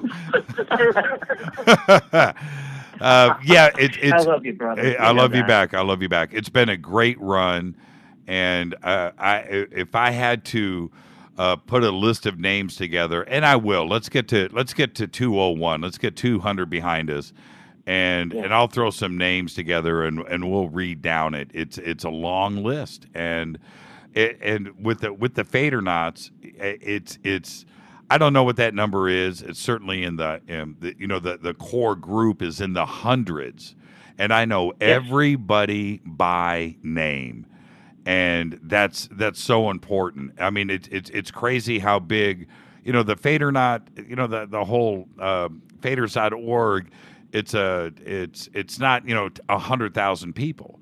The FADERNIGHTs know who they are, and it's a very small community, and I know everybody by name, and everybody knows that I know them by name, and I talk to them all the time, and it's amazing. It's absolutely amazing how it has grown. What is it going to be a year from now, 2 years from now? Oh God, Jimmy. Well, but all of that doesn't matter.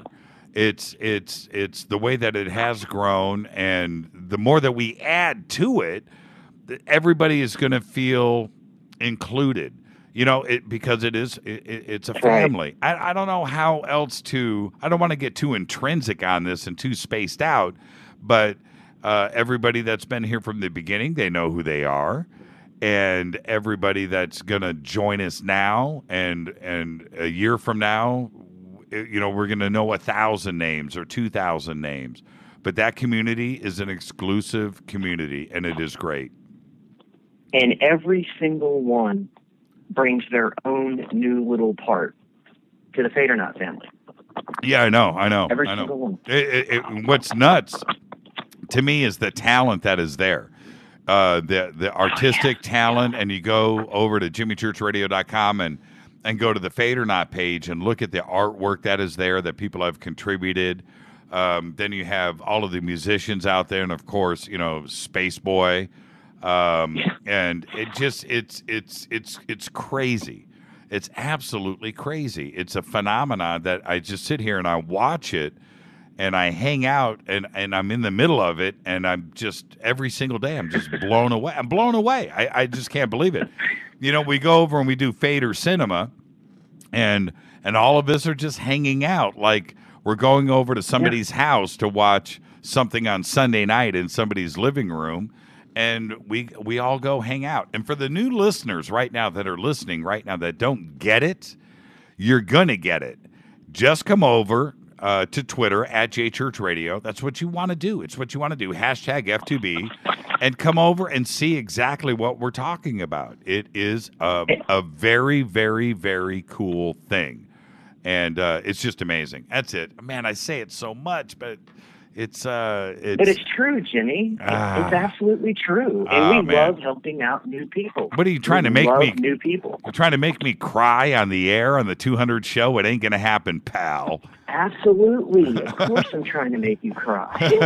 If the cake didn't do it, I got to do it now. Thank you so much, man. Hey, you got your little notes ready? Yes, and I promise I'll be faster this time, buddy. Don't worry about it. Let's wind this baby down. 200 shows. 200 shows. I can't believe it. Okay, we're ready to go. Go ahead, Les. Okay, first, Jimmy would like to thank all the new and regular callers who phoned home tonight. Fade to Black, executive producer, is Rita Camurian. Show is produced by Hilton J. Palm and Mark D. Kovar. Special thanks to LJ3, that's me, Renee, and Jonas. Announcers are Steve Harder, Gene Bateau, and Mark D. Kovar. Faded by Dale. Webmaster and intern is Method of Signaling. Music by Doug Aldrich. Intro by Spaceboy at spaceboymusic.com. Fade to Black is produced by KJCR for the Game Changer Network. And with that, 200 shows. Jimmy and I are out of here. Everybody be safe. See ya.